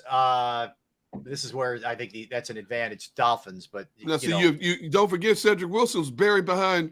Amari Cooper and then all of a sudden CeeDee Lamb. Cedric Wilson came on at the end of the season, like 4 games. He wasn't doing that all year. So you like Quez and or Zach Pascal over him? I think their numbers. are similar. I mean, compare their numbers. It wasn't like Cedric Wilson was blowing people out of the water. No, 600 yards receiving, 13.4 yards per catch, and 6 touchdowns. Right. For a number 3, they're good numbers for a 3. Yeah. I think that one, I probably go Wilson, but it's really close. Yeah, really, really close. Then you go, who's next on the depth chart now? Let me look at the because Watkins is a different, he's a home run hitter. Yes, he's a different animal. He's a guy that you go, take it out of field deep. All right, then you go, all right, who do they have now? Preston Williams? Yeah, I don't know who that is. Yeah, like they're 4. Sherfield? Yeah. Yeah. Muhammad Sanu? His better days are behind him. 49ers. Yeah, I mean, the only reason he's there is because of Mike McDaniels. He was with the 49ers last year. Right. I'll tell you After what's that, the Eagles. you know, it's an interesting one too. And I would go Dallas Goedert because he's more complete. He's a blocker too. Yeah. Gesicki's a really good pass catching tight end, but he's a glorified receiver. Well, let me tell you this: Gesicki was running with the threes in the last preseason game. Right. He's right on the edge of being cut right now. Cut? Yes. Well, he ran 3/4 of the game, the last game they played in. The coach came out and said the report is false. And now, of course, the coach could be lying. You know, coaches do lie. They lie all the time. Dallas Goedert's way better. Way better. Yeah, no, I would go Goddard, and he's more complete. I still like Gesicki as a receiver, but he's not the blocker. He's not the complete tight end that Dallas Goedert is for sure. Then, so that's what I'm saying. They're saying that I think our team is more balanced than their team. I think we have a better quarterback than they do. We have a better offensive line than they do. Running backs, I think we're tit for tat with them as far as running backs. They may have a little more speed when you look at their ability, to take it to the house. They can definitely take it to the house. You got Chase Edwards and wait a minute. Chase Edwards, Raheem Mostert, and Sony Michel's down there. That's good depth. Dude, that's a great trio of backs right there. Yeah. I tried to sell it before you guys looked I'm at sorry. I got it. I'm going Dolphins on that one. I'm going Dolphins too. I'm going Dolphins. Yeah. But offensive line, I'm taking the Eagles. Offensive line, I'm taking the Eagles. No question about that. No question about that. Yeah. That's a good it's an interesting debate with those two teams. It is. It's an interesting debate, I think. And defensively, it's not even close. It's not even close. Our defense is hands and feet better than them. Yeah. Our Slay against, their best player is Howard. Xavier Howard, yep. I think, Slay is better than he is. Defensive end as far as, Christian Wilkins. And Ogba. Yeah, Ogba. Emmanuel Ogba. Then you have Jalen Phillips, Miami guy. Yeah, young kid. Yep. Yeah. He'll play the role sort of Hassan Reddick plays, right? To an extent. Byron Jones, Former Cowboy. Yeah, I would put Bradbury ahead of him. Okay. And their safeties are Brandon Jones and Javon Holland. Guys. Interior, you got Raekwon Davis as your nose.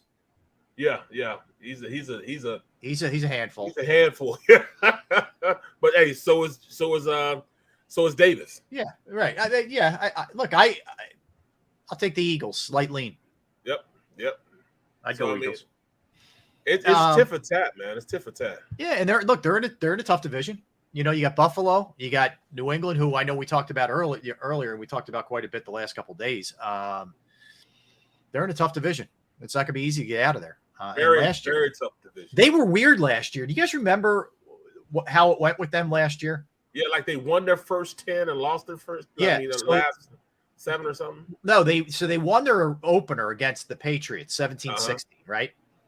Then after that, they lost 1, 2, 3, 4, 5, 6, 7. I think 1, 2, 3, 4, in a row. Then they rip off 1, 2, 3, 4, 5, 6, 7, 8 in a row. Then they lose one, win one. Like, what a weird year. And right. Yeah, it's strange. And during that time, we were talking about, the owners like, we want you to lose. And the head coach like, no, we're not doing that. We're not losing games on purpose. And that came out like midway through the season. Yeah. Yeah, there was, who knows what the heck was going on behind the scenes there, man. I mean, it was strange, very strange situation with that owner who I guess I don't know. Did he escape all this stuff? No, he's suspended for 6 games. Remember? That's right. Yeah. And they got fined. And the PM fined too. Yeah. So that's kind of where things are with that. All right.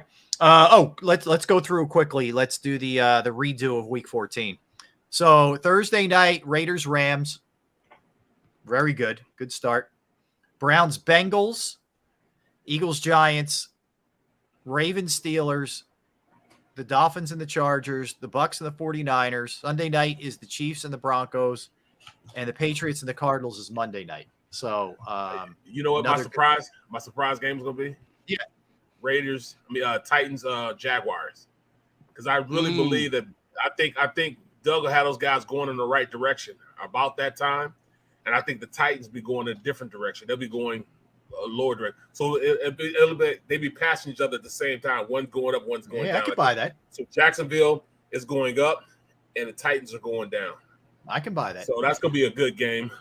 Chiefs Broncos. Woo! That's going to be awesome. Sunday night, baby. Sunday night. All right, which game you guys watching? Miami, Chargers, Tampa, 49ers, Kansas City, Denver. Oh, I think I might have to go Bucks, you can only watch 49ers. one game that day. I'm going Bucks 49ers. Yeah, Bucks 49ers. Bucks 49ers? Yeah. Okay. Yeah. I mean, you're right, man. Browns Bengals that's going to be a dog. Well, fight. especially, Watson should be back by then. I mean, in back for a little while now. Got a little rhythm going. And then Ravens Steelers is always just a bloodbath. Absolutely. And then the Thursday night game, you talked about it, Rob. The Thursday night game is a winner. Raiders Rams in LA. That's a killer. That's gonna be a clash with the Titans also, man. Herbert Carr. Oh no, I mean Stafford. I mean Matthew. Stafford Carr. Yeah, Stafford Carr. Hey, speaking of that, tonight I know there were games last year, but we got two tonight, guys. We got Packers Chiefs tonight is one. That's on NFL Network, and then the other game, 49ers Texans, is on Prime Video, Amazon Prime. I'm curious to watch the Texans just to see how bad they are. I'm sorry. I just want to see. I'm sorry, but I just want to see. I want to see exactly what Lovie Smith has walked into. And I don't even know if their starters are playing tonight. Do you think he gets any sleep? No. Could that beard get any whiter? I mean, I don't know if that's possible. No. And that beard, he is Santa Claus, man. It is crazy. No. That's I'm working towards that, man. I'm trying, So I'm working towards it. Dude, my wife refuses to allow me to grow a beard because my beard is completely white. I hear you. She goes, I'm not walking around with somebody who looks like my grandfather. I'm like, okay. Right. I just Lovey, take it down a little, man. I don't know, but whatever. Look, Lovey said he's earned that white beard with all he's been through in his life. He went to Illinois. Everybody thought he was going to turn around Illinois. Illinois couldn't do nothing. No, nothing. Lovey got out of there real quick. You got back to the pros fast. I'm done. I'm done with this. Well, a lot of it, I think they're going to stink, but a lot of it hinges on they think they found a gem in Davis Mills. I think they have, though. I think he's pretty good. I think he's a decent QB. He was okay. Amidst a lot of nonsense last year, he was pretty decent. And he had a receiver catch 1,000 yards. Brandon Cooks was a 1,000-yard receiver on that offense last year. Yeah. My goodness. What a weird career. He's moved around a lot for a productive guy. For a first-round pick, he's been all over the planet. I mean, why? He can't stick anywhere. But you don't hear, at least I don't, like that he's just awful guy and you got to just move on from him. No. I don't hear any of that stuff. I don't quite get it with him. The fact that he couldn't survive in the Saints offense with Drew Brees, I know. That's a red flag right there. And he was at the Rams in that offense. Yeah. He couldn't survive in the Rams offense. I don't know. I don't know. I don't have an answer. I really don't understand it. When you got that kind of speed and you can catch it too. Strange. All right. 2:00, Jason Avant's going to be joining us. We're looking forward to talking to Jason. Jason was great the last time we had him on. So we will talk to him about anything and everything when it comes to the Eagles, the NFC. I'm curious where he stands. Would you move Dillard for a 2? Yep. So we'll talk to Jason about that. A little bit later in the open talk, this is really cool. I don't know if you guys saw this. Jeffrey Lurie is auctioning off. Did you guys see this? A midnight green Tesla, his midnight green Tesla. Yeah. For the Eagles Autism Foundation. So we'll talk. Right. We'll get into that. Major injury in the NBA for a young dude. Major injury, which we will discuss. I got a good, good on this date for you guys. Good birthdays and a good couple good movies as well. So we got a lot of good stuff in store. We come back. We'll talk a little Phillies as well. Derek Gunn, Barrett Brooks, Rob Ellis. We are Sports Take, JAKIB Sports YouTube Network on this Thursday. Let's talk Razor technology. Data is everywhere in business today, but when it's locked in a way in silos, it can be efficiently used. All right. And businesses don't have time to wait for the insights that shape decision-making. Razor Technologies data management not only integrates data from wherever it's generated or collected, but provides a uniform structure for strong interpreting and distributing it to decision makers.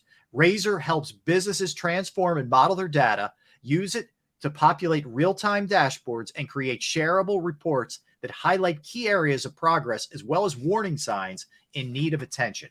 Smart data analytics and the tools to make data insights easily digestible, and they help businesses of all sizes and discover types where they can be untapping significant savings. Razor Technology can help you break down your silos and fully realize the value of your data to drive growth for your business. Learn more at Razor Technology, 866-797-3282, 866-797-3282, or visit them online, razor-tech.com, razor-tech.com.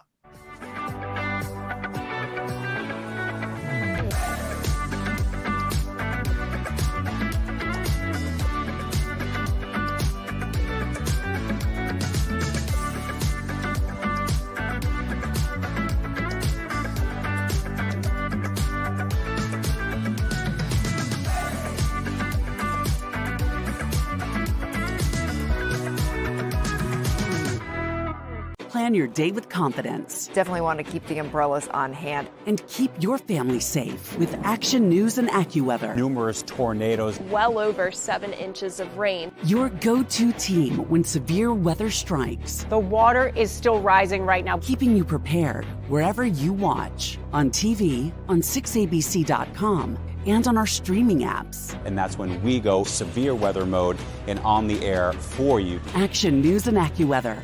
The team you trust. At Stateside Vodka, every new customer gets the world's best rocks glass. Free. What's that? A rocks glass? You're telling me that bottle is cut in half? You could say that.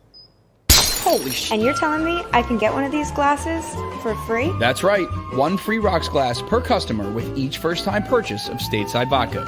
So good, it just disappears.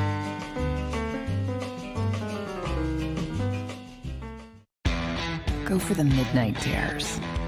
Go for the game. Go for the hits. Go for the fans. Go for the win. Go to Ocean Casino Resort. Book your trip at theoceanac.com.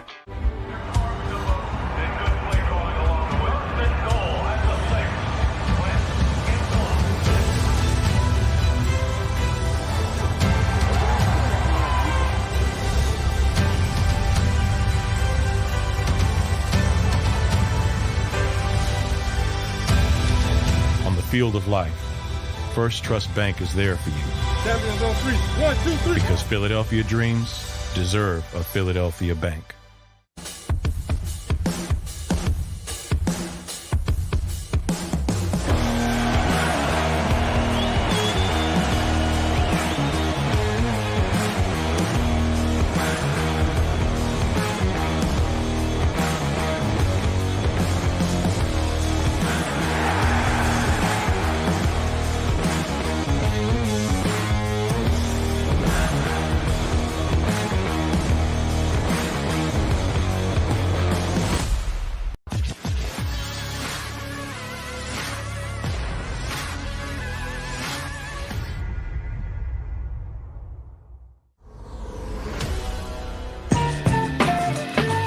All right, we're back, everybody. Rob Ellis, Derek Gunn, Barrett Brooks, Sports Day, JAKIB Sports YouTube Network on this Thursday, providing 3 hours of power. All right, talked a lot about the Birds, talked a lot about the NFL. Weird day today with the canceled practice, the open practice, because some Dolphins players were under the weather. The Eagles did still practice, and they will chill tomorrow. Game on Saturday, at least right now, doesn't appear to be a cancellation of the game. So that's kind of where things are with that. We talked NFL and some of the big injuries, some of the major injuries, and how maybe there could be teams come a-calling. By the way, let me just throw this out there. One name that's being thrown around in Dallas is Eric Fisher, former offensive lineman with the Chiefs. If you remember, very high pick. He's right now out of football. Apparently, according to Ed Werder of ESPN, he's turned down 9 different teams' offers, but he would go to the right place. So maybe he's an option. Some people said Jason Peters. Yeah, he was in Indy, wasn't he? Yes, Fisher? yes. Yeah, his last stop. Yeah, he was hurt the entire season though. So yeah. And he kind of underachieved. He turned himself into an okay player, but as high as he went, he never lived up to the billing of. He's like the number 2 pick, wasn't he? Yeah, and he was serviceable, not special. But Kansas is he an upgrade? Yeah, maybe he might be from their backups. Not an upgrade, no. Yeah, no. Derek, you're muted, bud. If you had Jason Peters and Eric Fisher, I mean, it's an upgrade. I mean, Jason Peters is beyond his prime. That's an upgrade in Dallas. You take those 2 wily veterans and put them on the Dallas offensive line. Yeah. If you can keep them healthy, that's an upgrade. I hate to say it, but that's an upgrade in Dallas. Yeah. No, I hear you. So keep your eye, on those 2 names. Who knows what may end up shaking out? I think Dallas is definitely going to make a move. They have to. There's no question. All right, Phillies win 7-5 over the Reds. They're up 3-0 in this series. They're dispatching a bad team. They're doing exactly what they should be doing, guys. They're now 69-55 on the season. They've won 3 straight. 15 hits last night, 6 for 16 with runners in scoring position. I'll tell you the key for me in that game last night. Christopher Sanchez gave a good outing as the starter. He did. Yes, he did. 6 innings, 3 runs. Take it, man. Take it all day. You got to mix and match. You got to do what you got to do right now, and cross your fingers that nobody else on this pitching staff goes down. Oh my goodness. Who's Christopher Sanchez? Well, all he did was come in. He gave you 6 quality innings. You're right, Rob. Yeah, he did. Yeah, and the way the bats were popping. Oh, were they ever? I mean, again, Real Muto's been amazing over the last month and a half. He goes 3 for 5 last night, home run, double, drove in another one. He's just been nothing short of remarkable what he's done. Castellanos 2 more hits. He's got a 14-game hitting streak. There you go. Your guy, Derek. Gene Segura 3 hits. And all the while, guess what? The guy who was just up the turnpike continues to rake in his rehab assignments. Ho hum, 3 more hits for Bryce Harper. He's got 5 in the 2 games that he's played. I mean, how about listen to these numbers for Harper in the 2 rehab assignment games? 5 for 8, 2 doubles, 2 home runs, 2 walks, 6 runs driven in, and a walk-off 2-run RBI double last night. I don't know. Sounds like a couple of bad games to me. I'm not impressed. Okay, let's just say it right now. Is there any doubt he plays Friday when he's eligible to play? No. Why would you keep him in the minor leagues? No. When he's doing that, exactly. It doesn't make sense. Yeah, if he tells you my hand feels good, okay, Bryce, get in the car. Let's go. Yeah, you'll be here Friday. And what, they have a weekend? They have a weekend series. They have a weekend series with another practice squad team in Pittsburgh. Yeah. Let them come back and get acclimated. Yeah. I agree, guys. I think that's going to happen. You can ease them in with Pittsburgh, huh? Just ease them in. Even if you wanted to, I know he doesn't want this. He wants to play every day, so maybe this would be out the window. But DH him? Yeah, well, DH him Friday, maybe sit Saturday, DH him Sunday. I don't know. I mean, whatever. I think he wants to play. So they're 47-26 under Rob Thompson. Let me ask you guys, is it crazy that he gets manager of the year consideration? No. He should. I think the guy in Baltimore, Hyde, has done an amazing job with them. Yep. I give the guy tons of props. But you got to think about Thompson. I mean, considering where the Phillies were under Girardi to where they are now, it's night and day. He took over a team that was expected to blow people away, that was struggling to stay above the Mendoza line. And all of a sudden, the light switch went on once they got a change in direction. He has been incredible in terms of being a strategist, when to alter his batting rotation, who to bring in a pinch hit, the pitching staff. I think he has to be in the conversation. If they continue to do this the rest of the way, he has to be at the top of the conversation for manager of the year. There's no doubt in my mind what he's done has been incredible in terms of turning this team around and getting these guys to play to their maximum potential. It's a great point. And you look at it now, guys, they're 2 games up for that second wild card spot on San Diego, who lost yesterday afternoon to Cleveland. So he's look, it's the transformation, and really, I know how bad it was against the Mets, and it was bad. But they're 64-41. They're 23 games over 500 against teams other than the Mets. Yeah. They played really good baseball for the most part. Yes, they have. Well, I mean, he's done just like you said, done a masterful job. The way he's moved guys around. I mean, Segura coming back, putting him at second. Mm-hmm. I'm just in amazement how those guys just latched on to him. You know what I'm saying? I mean, it's not usually, you don't miss a step when you change. They high jump the step. So there's no reason why you shouldn't, you know what I'm saying? Oh, there it is. Oh, so say, hey guys, it looks like I'll be going floundering tuna fishing on Saturday and Sunday. It's a Barrett rehab assignment for his tooth. Is that what we're doing? Is that what's going on now? Yeah, I got a rehab assignment. It's just good for They're bringing me up. They're bringing me up. Okay. He's gonna go in there and crush it like Bryce Harper did at Lehigh Valley. Well, so that means you have to. I need at least 5 fish caught. You guys know all the terminology. Yeah, of course. I'm gonna catch fish. They just got to be big enough. That's all. Flounder, you got to be 17 and a half or 18, something like that. So, is that what it has to be? Okay. Yeah, bro. Yeah. So when are you two going out again? You two haven't been out in a while. What's going Derek on? If it wasn't for his grandbaby being born, I would tell him he had to come out with us. At least tuna fishing or flounder fishing. I have fished a grand total of 4 times this summer. I've been on babysitting duty, not babysit, but grandkid duty off and on all summer. I have come to the realization that my 17 rods and reels sitting in my garage right now are just going to collect dust until next spring. I'm done. I'm probably done. Especially with the new edition coming. I'm done. Yeah. And then football season starts. We got all the pre and post game shows going back to Atlantic City every week. That's a 2-hour drive, which, you're actually close. You're actually close to CDOC where Doc was. Really? So where me and the captain are at. Yeah, but once the football season starts, when am I going to get to a boat? When, Mr. Brooks? I'm working 7 days a week when football season starts. Even travel time going over there, that's work. You got to always find time for fishing. Find time for you, in the past, yes. Before, yes. But now. Look at that. Captain gives an open invite. No, look. I appreciate it. I appreciate it. I would love to be out there catching some tuna, and especially the way my wife makes fish tacos, tuna. Ooh, are you kidding me? Yeah. What? All right. So if I'm giving out manager consideration, I would go Dusty Baker in Houston. I would go. I think Francona's done a good job in Cleveland to get them where he has again. Yep. I would say Buck Showalter deserves consideration. Absolutely. Hate to do it, but yes. I know it hurts. Absolutely, it does. It hurts saying it.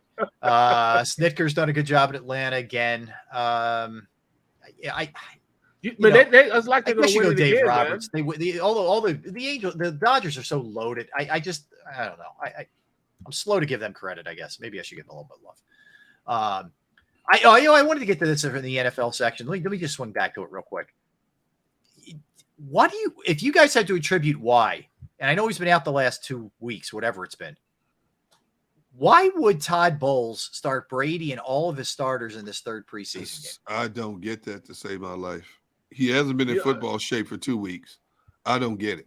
I understand they need the reps. And I said off the top of the show when we discussed it, I understand you wanting to get the starting offensive linemen, some top of the reps, whoever your starting offensive line is. Yeah, new group. But my number 2 quarterback is playing that game, not Tom Brady. Tom Brady, see, there are a few quarterbacks in the league that don't need preseason games, period.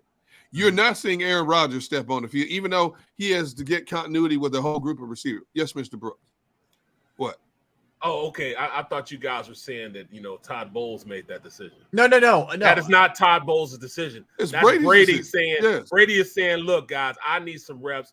I need to play. It's not Todd Bowles. Todd Bowles like, bro, you ain't got to play. No, in fact, I'd rather you not play. But Mr. Brady's like, no, I need some reps. I want some full-time reps. Let me play in this next game.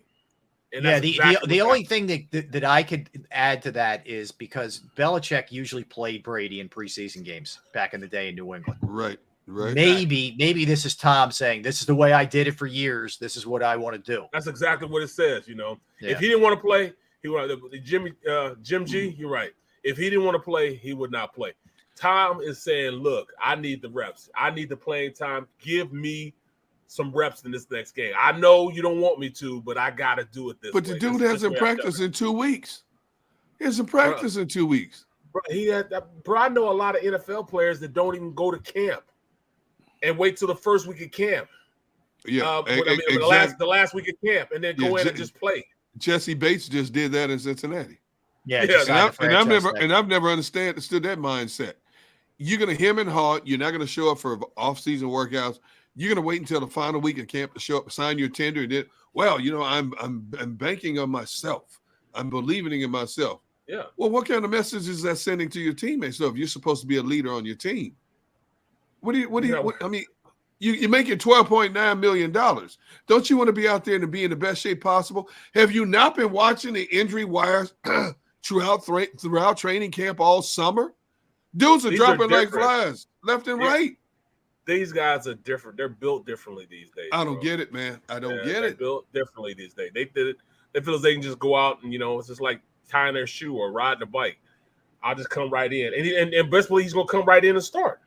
He is. Although for that kind of money, that rookie they drafted last year in the first round, what's his name? Dax Hill. What Dax? Yeah. Dax Hill. Yeah. That kid's been balling. That kid's been balling in preseason, man. I'm telling you. So but see, then again, here's the other side. Let's say Bates, once the regular season starts, his contract's guaranteed. He goes out the first game, gets hurt, he gets almost $13 million. As he should. Yeah, it's true. Can't be mad at him. Can't be mad. But the thing is, though, nobody making money. And maybe Bowles is just doing this to make it look like it's not just Brady in the offense. They're starting all their starters. In fairness, yeah. I mean, well, correction. Everybody who's healthy as a starter will play. You're right, of course. Yeah. But I look. Ultimately, I'll say this. It's kind of like the discussion we had about Belichick, and because yesterday we were talking about it, we're saying this feels like they're going to be bad, but you never know because it's Belichick. Brady knows himself better than anybody else. If Brady is adamant that, hey, I need this game just because I'm not going to be playing for 2 weeks now. Right. I mean, can I really argue against Brady if that's the case? No. Nope. It's Brady. Yeah. So it wouldn't surprise me. Let me put it to you that way. And Jameis Winston is campaigning to play in the Saints game. Yeah, he's still dealing with that foot issue. Yeah. That's me. That's just sometimes as a pro, you know what you need. You know what your body needs to do. You know what your mindset needs. That's absolutely Brady saying I want to play. That's the only reason why he's playing. If he's like I don't want to play, he wouldn't play at all. But since he's playing, then all the starters will play. There's no question they'll play. I still don't know what Ryan Jensen's injury is. What is his status? Injury? Yeah, I don't know where that stands. I think that they were encouraged that it wasn't as bad as they initially thought. But I don't even know what is the injury. It was some kind of leg, right? It was some kind of leg, I think. Yeah. I mean, they've had that is what 3 or 4 different offensive linemen, including 2 guys, 1 retired, right? Two left, and then the Jensen and the other injury. They've had they're not quite the Giants, but they're not that far off with the offensive line. I mean, they've had a lot of problems and a lot of guys are going to be missing from last year's team. Yes, absolutely. That's why I'm surprised and shocked that Brady said he's playing. I mean, Ryan Jensen is his guy. That's his boy. That's his, that's the guy that's going to go out and fight a brick wall for him. Mm-hmm.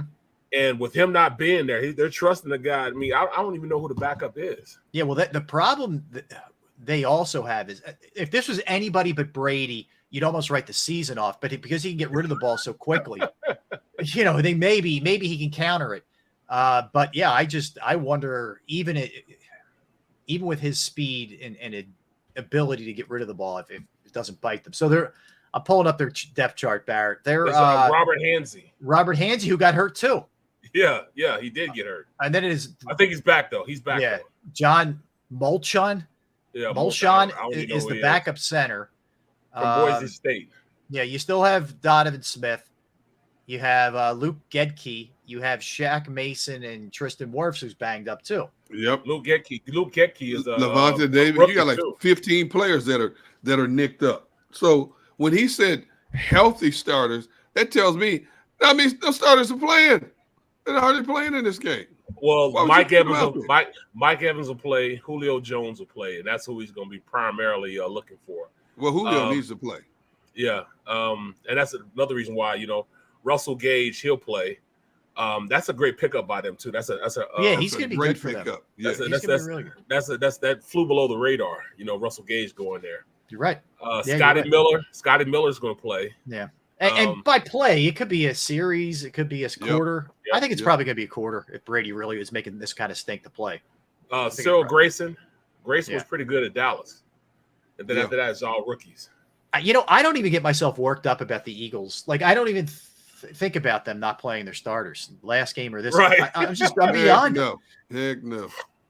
I'm beyond. And part of it is I've seen the decimation of these other teams. Yep. With injuries, and I'm okay. I'm okay. And I'm also expecting, and none of us are going to be happy about it or deal with it well, but a little sloppiness that first week or so. Yep. It's going to be there when you don't play the way that these guys haven't played. It's par for the course now. It's almost like the teams just accept that that's what it's going to be. And, that's just the culture of how, and it's not just the Eagles that are doing it. It's a lot of the NFL. A lot of NFLs are basically walking the ways through camp, knowing that everybody's doing the same thing. So they're going to be accepting of how sloppy the play will be. A lot of penalties, but hey, we're just spoiled here. We love football. We'll take the bad just because we know how good it can be. Yep. What's the average? Right. The play doesn't iron itself out usually until like about the 4th or 5th week of a season. Yep. And it took the Eagles to the 8th week to get it. Gear their offense geared in the right direction. It did. All right, we're coming back with Jason Avant. We will continue the Eagles discussion with the former Eagles wide out, now doing some analyst work. We're looking forward to talking to Jason. Had him on a few weeks ago, maybe a month. So we'll dig back into all the Eagles comings and goings when we return with Jason. You don't want to go anywhere. We are Sports Take. Derek Gunn, Barrett Brooks, Rob Ellis, JAKIB Sports YouTube Network. Let's talk a little Flynn Tree Services. Yes, Flynn Tree Services is an experienced, licensed, and insured Pennsylvania tree services company that will trim or remove any unwanted trees off of your property. They offer cost-effective solutions to any tree problem you may face. So, do you have any type of tree issues in your yard or on your property? If you do, we're just a quick phone call away. They're experts at trimming all types of trees and serve southeastern Pennsylvania, South Jersey, and northern Delaware. Flynn Tree Services specializes in tree removal, stump grinding, and tree pruning. Keep in mind, this is key. We're right there in that hurricane season, all right? Right in that time of year. Now's a great time to have your trees evaluated. I know I had some older trees in the front of my property that were dangerous. Quite frankly, I get a lot of wind and branches would come down. They could hit cars. They could hit people. They could hit your house. You want to get that cleaned up before this time of year hits, before the snow hits and it's hanging on your trees. Now's the time. You go to their Facebook or Instagram page for more info or a sampling of their work. Give Flynn Tree Services a call, 610-850-2848, 610-850-2848, or online, FlynnTreeServices.com. That's FlynnTreeServices.com.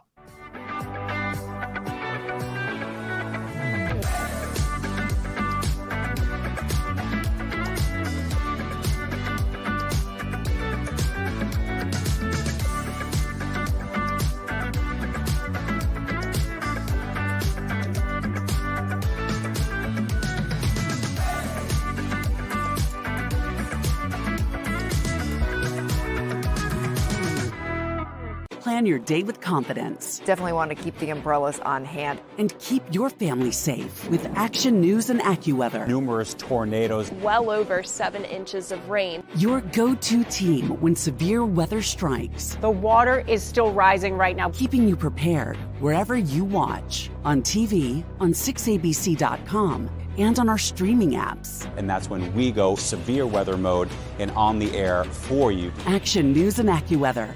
The team you trust. At Stateside Vodka, every new customer gets the world's best rocks glass. Free. What's that? A rocks glass? You're telling me that bottle is cut in half? You could say that. Holy shit. And you're telling me I can get one of these glasses for free? That's right. One free rocks glass per customer with each first-time purchase of Stateside Vodka. So good, it just disappears.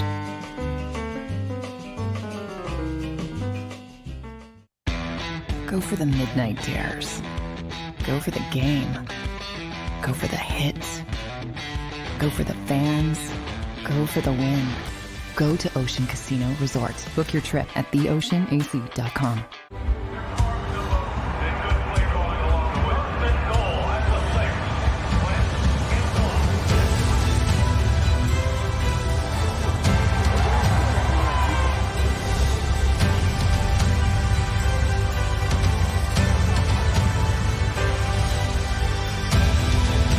Field of life, First Trust Bank is there for you. Champions on 3. 1, 2, 3. Because Philadelphia dreams deserve a Philadelphia bank.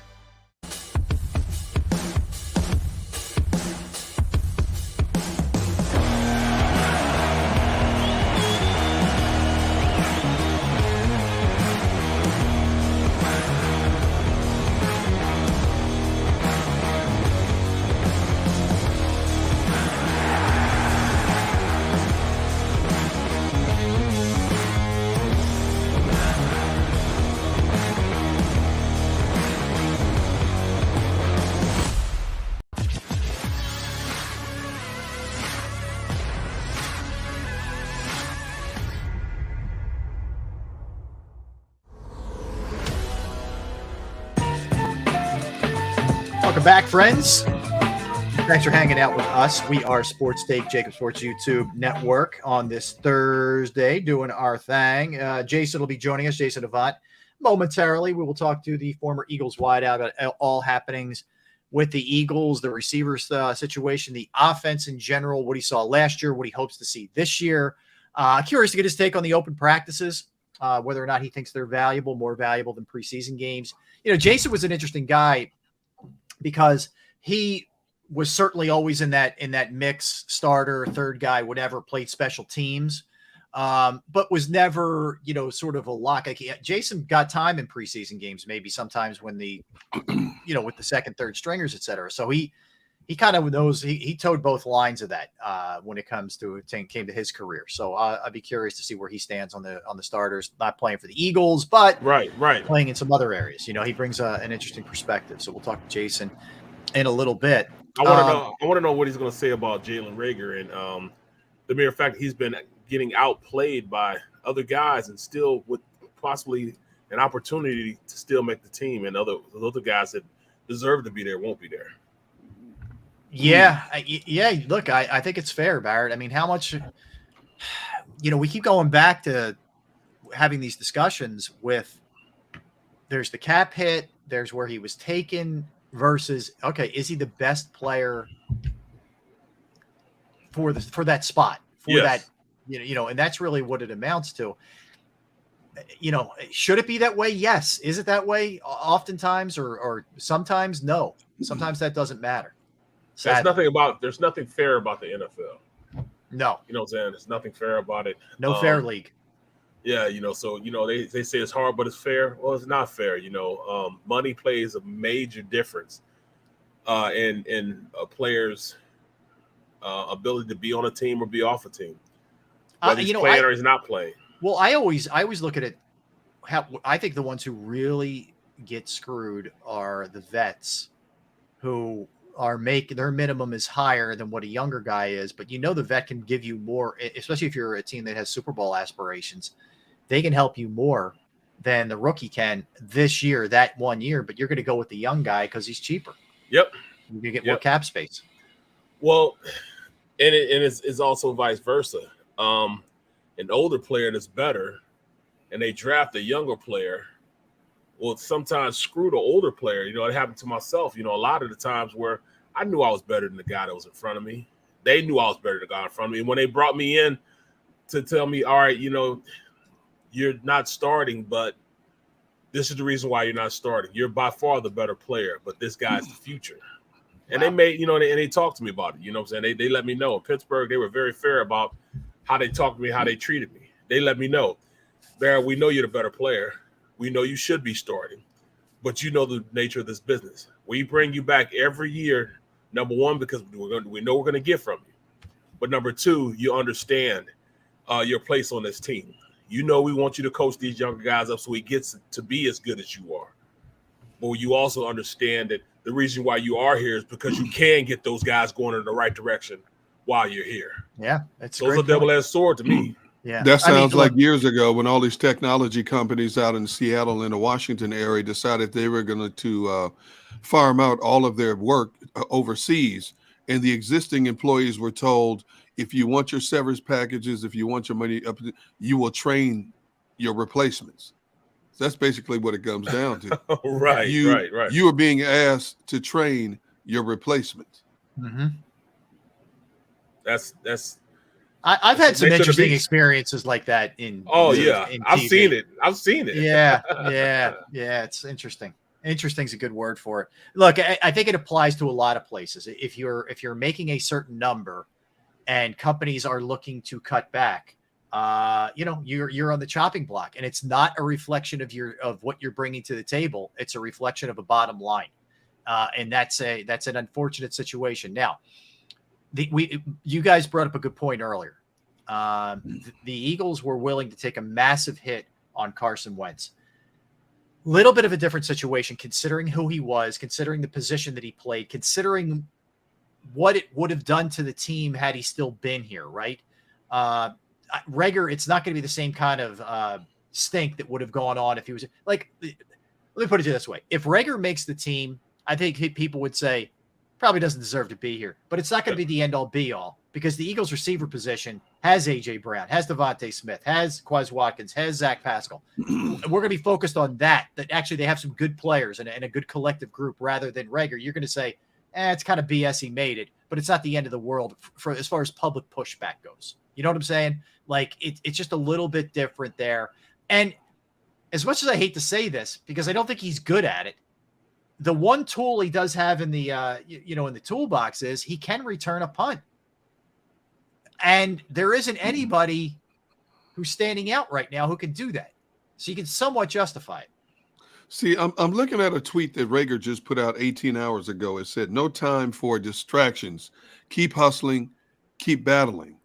I don't think we're questioning his work ethic. I think he's out there, but the bottom line, which is everybody wants to know, is why is he not getting results? Why isn't it getting better? Why was it 2 catches for 16 yards the other day? Yeah. Why hasn't he, hands down from last year to this year, just seized the moment as their number one punt returner? Why hasn't he shown that he should consistently be in the conversation to stay with this team instead of being on that bubble of whether he makes the team or not? So what is he not getting in results? He's out there working. He's lifting weights. He's showing up. He's running through the drills like every other wide receiver. What is he lacking in the results, Mr. Brooks? Well, I think I'm gonna, Well, let's ask the expert because he's ready. All right, headed to the expert. Let's bring up Jason Avant. Jason Avant, who played the position there at the highest level. First off, man, welcome back, Jason. Good to see you. Hey, Rob, Derek, how you doing, Barrett? Everybody good? Yes, sir. Yes, sir. Good, man. Jace, we're good. And I'm sure you heard a little bit of this debate when you jumped in that we were having with Ray. I guess the question is, and Derek, I think, summed it up really well. Nobody's questioning the effort that he's putting in this year, right? But we really aren't seeing a ton of results. And it's very limited in what you see anymore anyway with preseason and whatnot.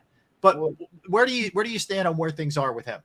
Well, he's had the best camp that he's had all year, or in his career. Not all year, but the best camp that he's had in his career. So it is getting better. The fans are not seeing the results on the field in this preseason, but he's definitely playing better than he has in the past. Jalen Reagor's issue when it comes to just receiver playing in the National Football League goes back to his ability to not be able to make people move out of their spot. Whenever you see him play, he always has someone near him at the catch point. So it's always a contested catch. He's either getting pushed out late, or the ball is overthrown, or it has to be some heroic catch in order for him to make a play.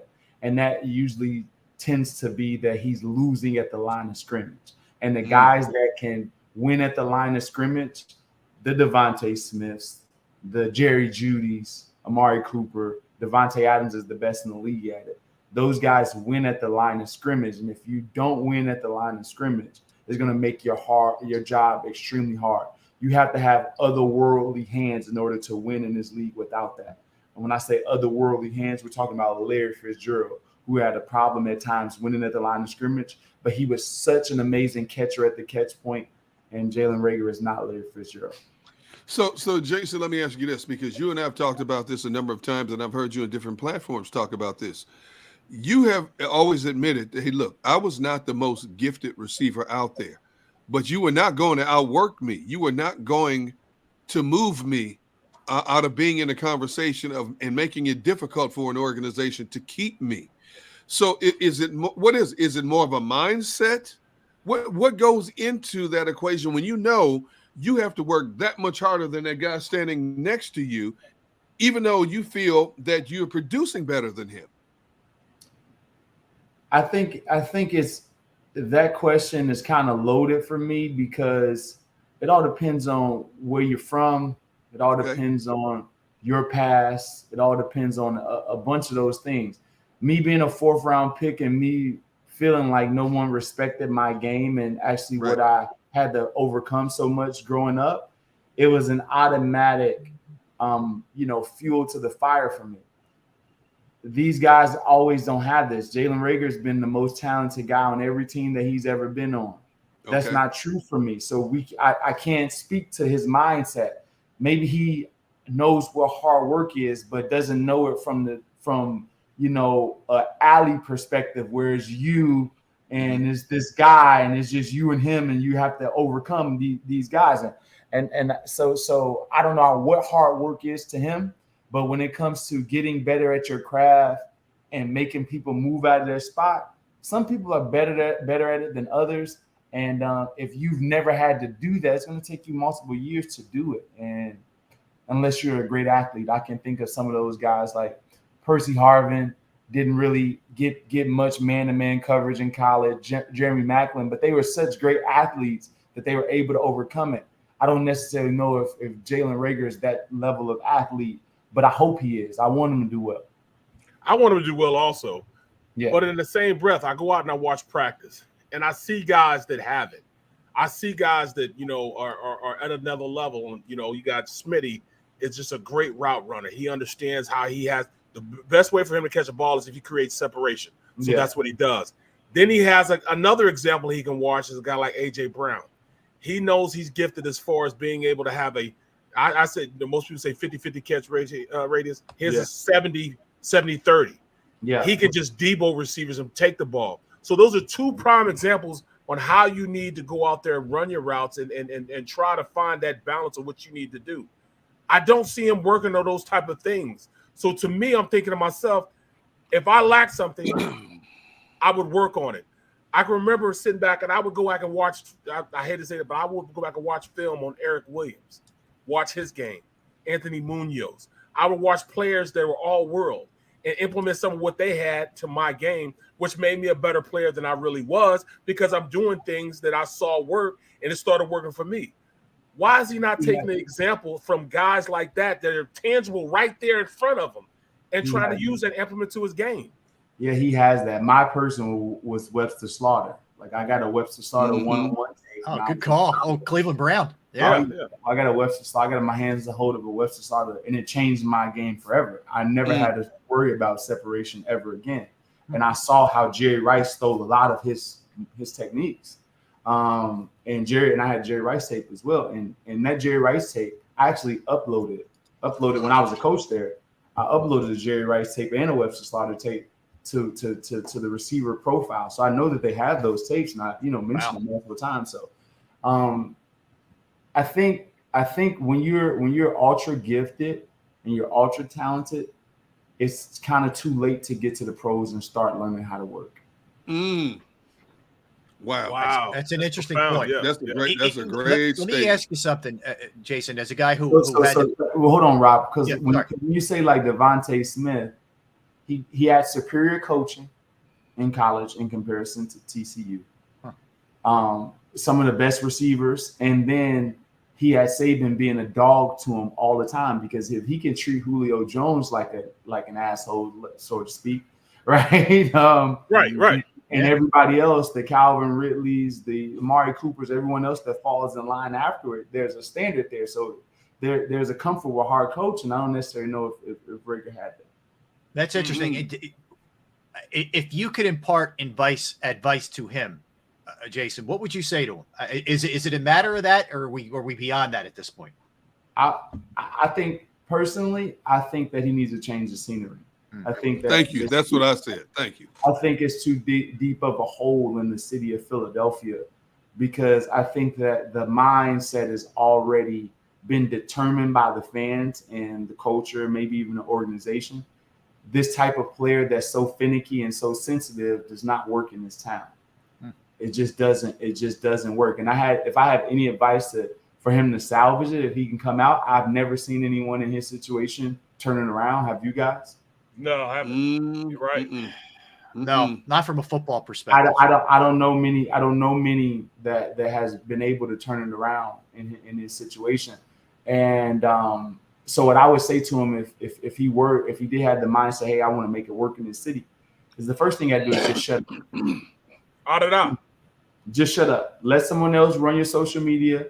Don't attack fans. Don't send subliminal messages.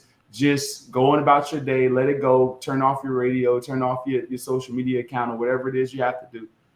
And then get to the point where you're not because if you're a sensitive person when it comes to social media, do you not think that he's sensitive when the coaches are giving him correction? Great point. That's a great point. That's why I wanted him on today. See, that's why. You know what I mean? Because you can't turn that on and off.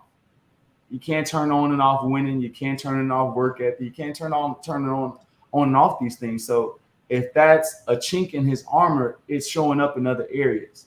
And if the coach doesn't feel like he can coach you without placating to you or babying you, it's hard for you to get better. So I would say to him is that learn how some way to take constructive criticism, not as an attack and as something that's helping you to get better. I think that's the solution and the remedy for him.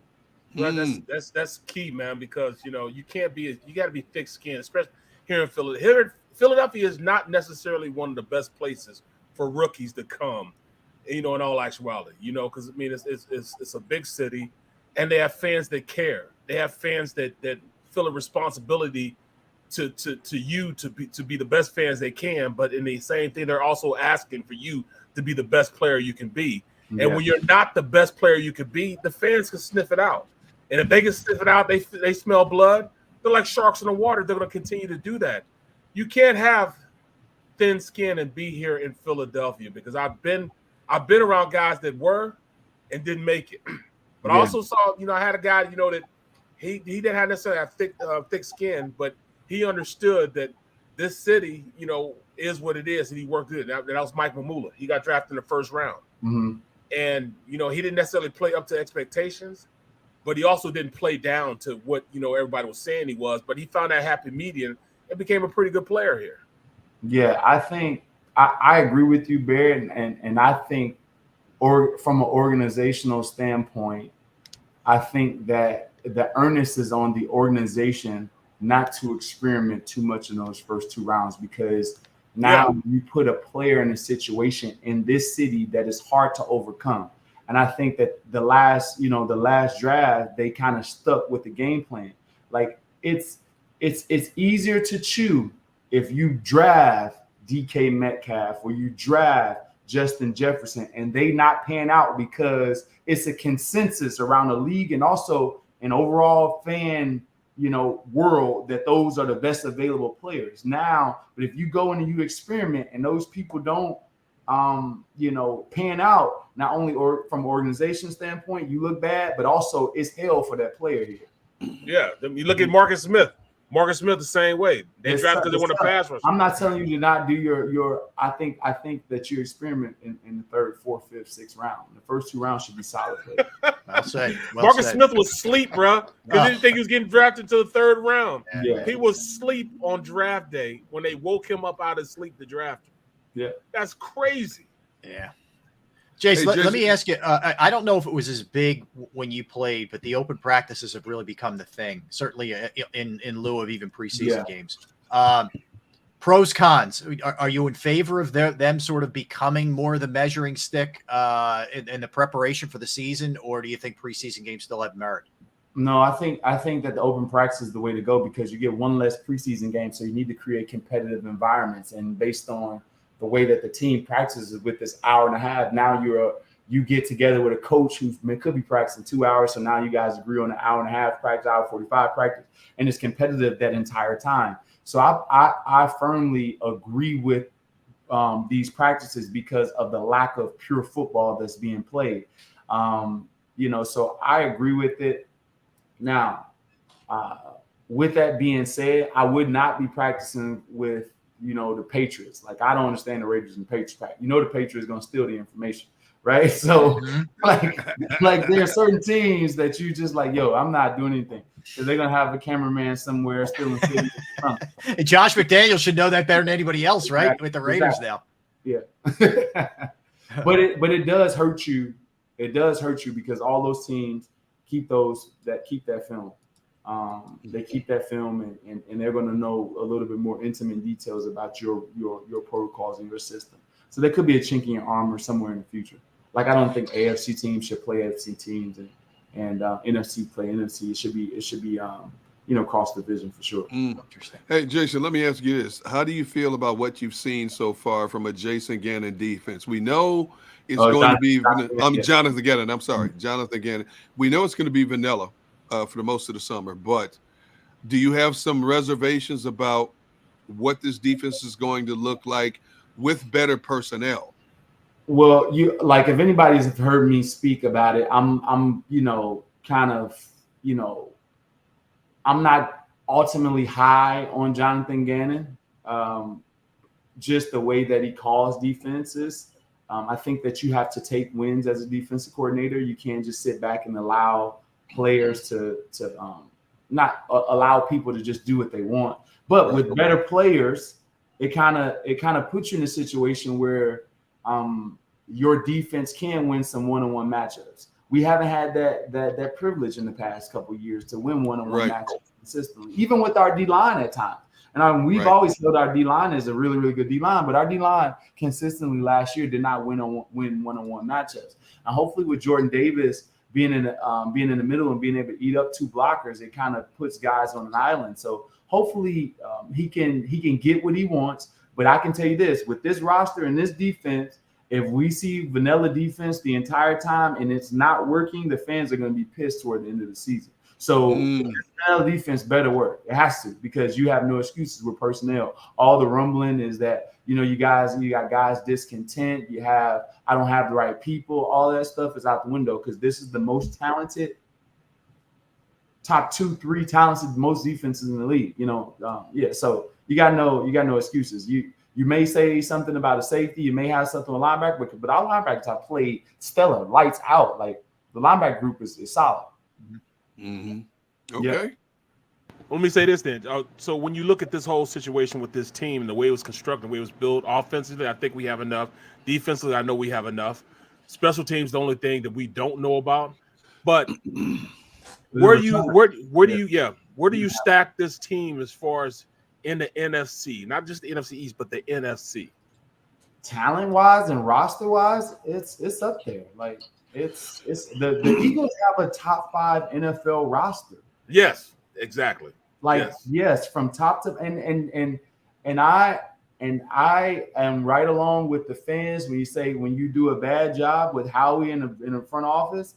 They've done an amazing job turning this roster around from a 4-12 team 2 years ago. An amazing job. And it does not happen this quickly. After losing a franchise quarterback and all those things, it just does not happen this quickly. And they've done it and turned it around really, really fast. So this team is a top 5 overall roster. So if Jalen Hurts plays well, there's no reason to believe that the Eagles cannot win the NFC total. Where are you with him, though? Where you would I've liked his progression so far. I have not been totally sold on everything about him, but I've liked his progression. And this is where I stand with Jalen. If anybody can overcome the deficit as a person, as a player, as a person that works hard, is him. Everything that I've seen this summer and everything I've seen at practice and or conversations with people that I hold dear to my heart, I believe that he's trending in the right areas. And So I believe that he's going to do well enough at the minimum to be a playoff team. If he plays really well, the Eagles could be going to Super Bowl. Jason, what's the best way to get him going early? He's got another unbelievable wide receiver in A.J. Brown. We know they lean heavily on the running game. How would you like to see them approach it to start the season? Fans are not going to want to hear this, but I think that they have to approach the season like they did last year. And you got to give them the chance to throw the ball. We know this team can dominate you running the ball. And I think that the question mark is him throwing. So he has to get a large amount of throws in order to get this down. And also, when you bring in A.J. Brown, you have Devontae Smith, which is a first rounder. You have Jalen Reagor, which is a first rounder. You have Quez. You've invested so many assets at the receiver position over the last 3 years. How can you not try to throw the ball? Because that's what you want to do from an organization standpoint. That's what you want. They did not want to be the number one team in rushing last year. They did not want that. They wanted to be the number one team in passing. Now, can we lean on that in order to make, wins happen? But in order for him to develop, you got to throw the hell out of the ball the first couple weeks. Got to, man. And I was talking to these guys about it. I've actually bought in on Jalen Hurts being able to take this team to another level. We were comparing the two rosters between Miami and the Eagles. I feel as though we have the better quarterback, better offense, the better defense. They do have the cheetah, man, but that's just one player. They have cheetah and Waddle too. Waddle.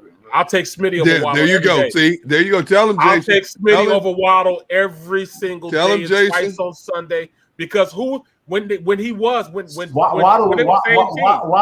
listen, I love Smitty. I'm not going to shortchange Waddle though, because Waddle was basically the number one for them last year and had a great season that nobody knows about. That's right. But I'm saying this: when they were on the same roster at the same time, who was the number one? I'll wait. That's one. Yeah, he was number one, but it was mainly because Waddle was hurt though. Huh? It was mainly because Waddle was hurt. No, Waddle got hurt towards the end of the season. No, my man. No. Yeah, look it up.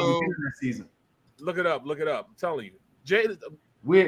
We're going to agree to disagree on this one. But what I'm saying, because I don't want the Eagles fans or anyone else to think that I'm anti Devontae Smith. Right. I love Devontae Smith. I love his game. What I'm saying is the Eagles overall probably receiver core, you got to give it to them because they got Quez, and you have the Eagles literally have 8 good enough pros on their receiver core in order to make this team. They're only going to leave with 6. So so top to bottom they're better. So you say they're going to go in with 6? I think that they have to go in with 6. I think they have to. The reason is that I think that the kid Britain is probably Covey. Yeah. I think I think he may make the team as a return. But I like Kane though. I mean, why isn't Kane? Deion Kane's got to make this team. We're gonna see. We're gonna see. I know that they were really, really high on Britain at one point, and because of his return ability. Yes. And that's the only way that you make this team at that position. Receivers 3 through at least 4 through 6, usually 3 to 6, got to be a valuable asset on special teams. Interesting. Jay, so we were talking about this earlier. You were a guy who played in your fair amount of preseason games. The trend's kind of going the other way. Yeah. Tampa's going to play their starters, their healthy guy, including Brady, with an offensive line that's a little bit sketchy. So different strokes for different folks. I get it. Where do you stand on it, on playing your starters? Brady's old school, so that came down from him. That wasn't Todd Bowles. That was a Brady decision. Right. That's what I said. Yeah. That right there is just old school. I'm a football player. We play football, and we can't, use so many precautions that stops us from playing football. Right. And you have to acknowledge the science behind a lot of these things, because they did do research that says, early in training camp through the first couple weeks, week 3 of the season, that there's a large amount of soft tissue injuries, a large amount of, ligament damage and things like that. So they kind of taken back the reins from that. So I don't think it'll hurt any team. The reason I don't is because The other 32 teams, the other 31 teams are usually doing the same schedule that you are. And so I don't think that is going to hurt them. Will it be raggedy football for the fans the first couple weeks? Yes. Horrible football. It'll be some bad football you're going to see punt returns and kick returns and stuff like that. Well, you may not see that because they moved the kick return. So you may see punt returns. Yeah, it's because you don't get that many kick returns anymore. Yeah, you don't get many kickoffs. But you may see punt returns. Like, so you'll see some raggedy tackling and stuff like that. But probably week 4 or 5 would be perfect. Interesting. Okay. All right. Yeah, I think. So do I think that this generation gets a pass? Yes, but I'm not mad at it. We collectively bargained for that. We wanted this, so I'm not going to be mad at them. I wanted to be chilling and have an hour practice and not playing a preseason game. I wanted that, so I'm not going to get mad at these young whippersnappers. Jason, I'm so jealous, man, because I'd have played until I was 50. I'm 50, right? I turned 50 in May. I'd have played till at least 40, at least. Listen, I think so too, but I think that they would have came out with some situation like they do now. Like they incentivize teams basically to get their roster younger because they got to spend so much of the cap and they don't want to spend their cap on old players, so they make sure that they sign these guys quick. So we probably would have been out of there for other reasons, not play. I'd have been long snapping. I went in and watched jerseys. You know what I'm saying? I've been handing out socks. Then practicing whatever it took. Udonis Haslam of the NFL. That's right. Just sign again for another year. Unbelievable. Years. I'm like, this dude hasn't played. He played 53. He played 53 minutes. Why in would the you just past name him years. a coach? What do you have to give a roster spot up for him? That's what I don't get. They want to give it. I know the league minimum is probably like $2 million. $2-3 million. Yeah. He signed a deal for $3 million. Unbelievable. $3 million, and he's still on the squad, man. Jace, we love talking to you, man. It's always great. Well, hopefully we do it again soon. Always appreciate you. Yeah, but we wish you all the best, man. It's good talking. I appreciate you guys. Thank you, Jason. Take care. All right, all the best. He has great insights, man. He was really good on Rager. Yes, he's a thinking man's athlete. Yeah. So I mean, he's exactly right with that, man. Because I hadn't thought about the aspect of coaching earlier in his career. Bro, they were the worst at TCU, man. Patton was the worst coach ever. I think he's still there. Oh, Gary Patterson. I think he's gone now. Yeah. He's left. Yeah, and he was the worst, man. Never gave the guy a quarterback. Offensively, all he wanted to do, he never cared about what happened on the offensive side of the ball. It was all about his defense. He would call the defense himself. He just wanted the defense to be successful. Right. He didn't worry about anything that happened on the offensive side of the ball, which was crazy to me. Crazy. Yeah, it is. It is. Absolutely. It's like Buddy Ryan was that way with the defensive side, and then the offense. Randall will go figure it out and let the defense make plays. Right. All right, so we come back. I'll give you a little update on Bryce Harper, what's going on with him. Mentioned the Jeffrey Lurie thing. The Lakers make a trade, an NBA rookie with a major injury. We'll give you an update on the story we talked about yesterday with Vanessa Bryant, Kobe Bryant's widow. Tell you what happened on this date. Back in 85, good birthdays, good movies, all that kind of stuff. Don't go anywhere. We are Sports Take, JAKIB Sports YouTube Network, Barrett, Derek, and Rob.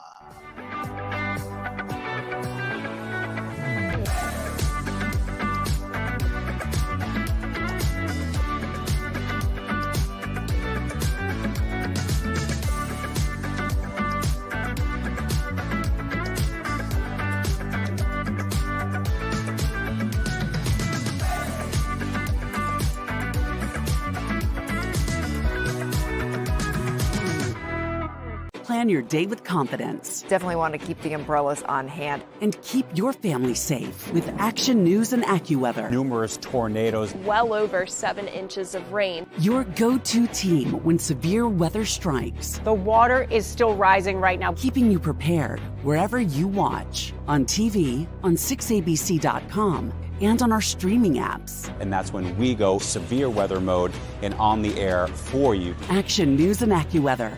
The team you trust. At Stateside Vodka, every new customer gets the world's best rocks glass. Free. What's that? A rocks glass? You're telling me that bottle is cut in half? You could say that.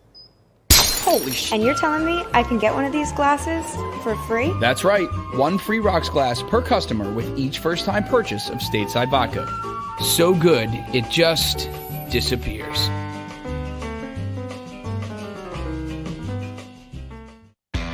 Go for the midnight dares. Go for the game. Go for the hits. Go for the fans. Go for the win. Go to Ocean Casino Resort. Book your trip at theoceanac.com.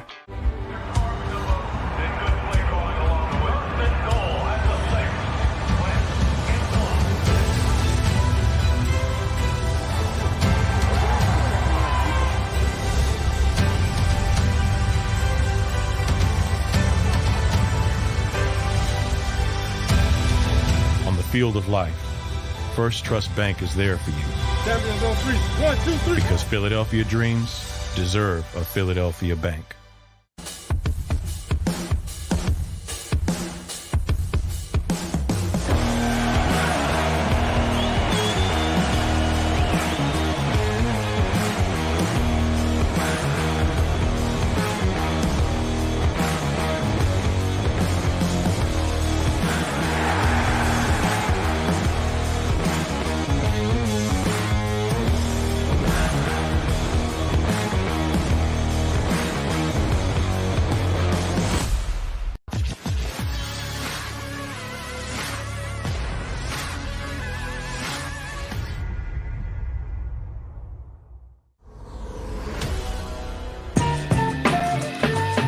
What's up, everybody? Final segment of the show. Thanks for hanging on this Thursday. We're Sports Take, JAKIB Sports YouTube Network. Suggest everybody go to jakibsports.com for all kinds of great content, particularly Eagles content from John McMullen, who we talked to a little bit earlier, but also a great way to link up with our shows and check out the podcast of our interviews that we have done. And, Jason Avant will be there, John McMullen from a little bit earlier as well, if you missed any of it. All right, guys. So first off, Bryce Harper will not play for Lehigh Valley tonight.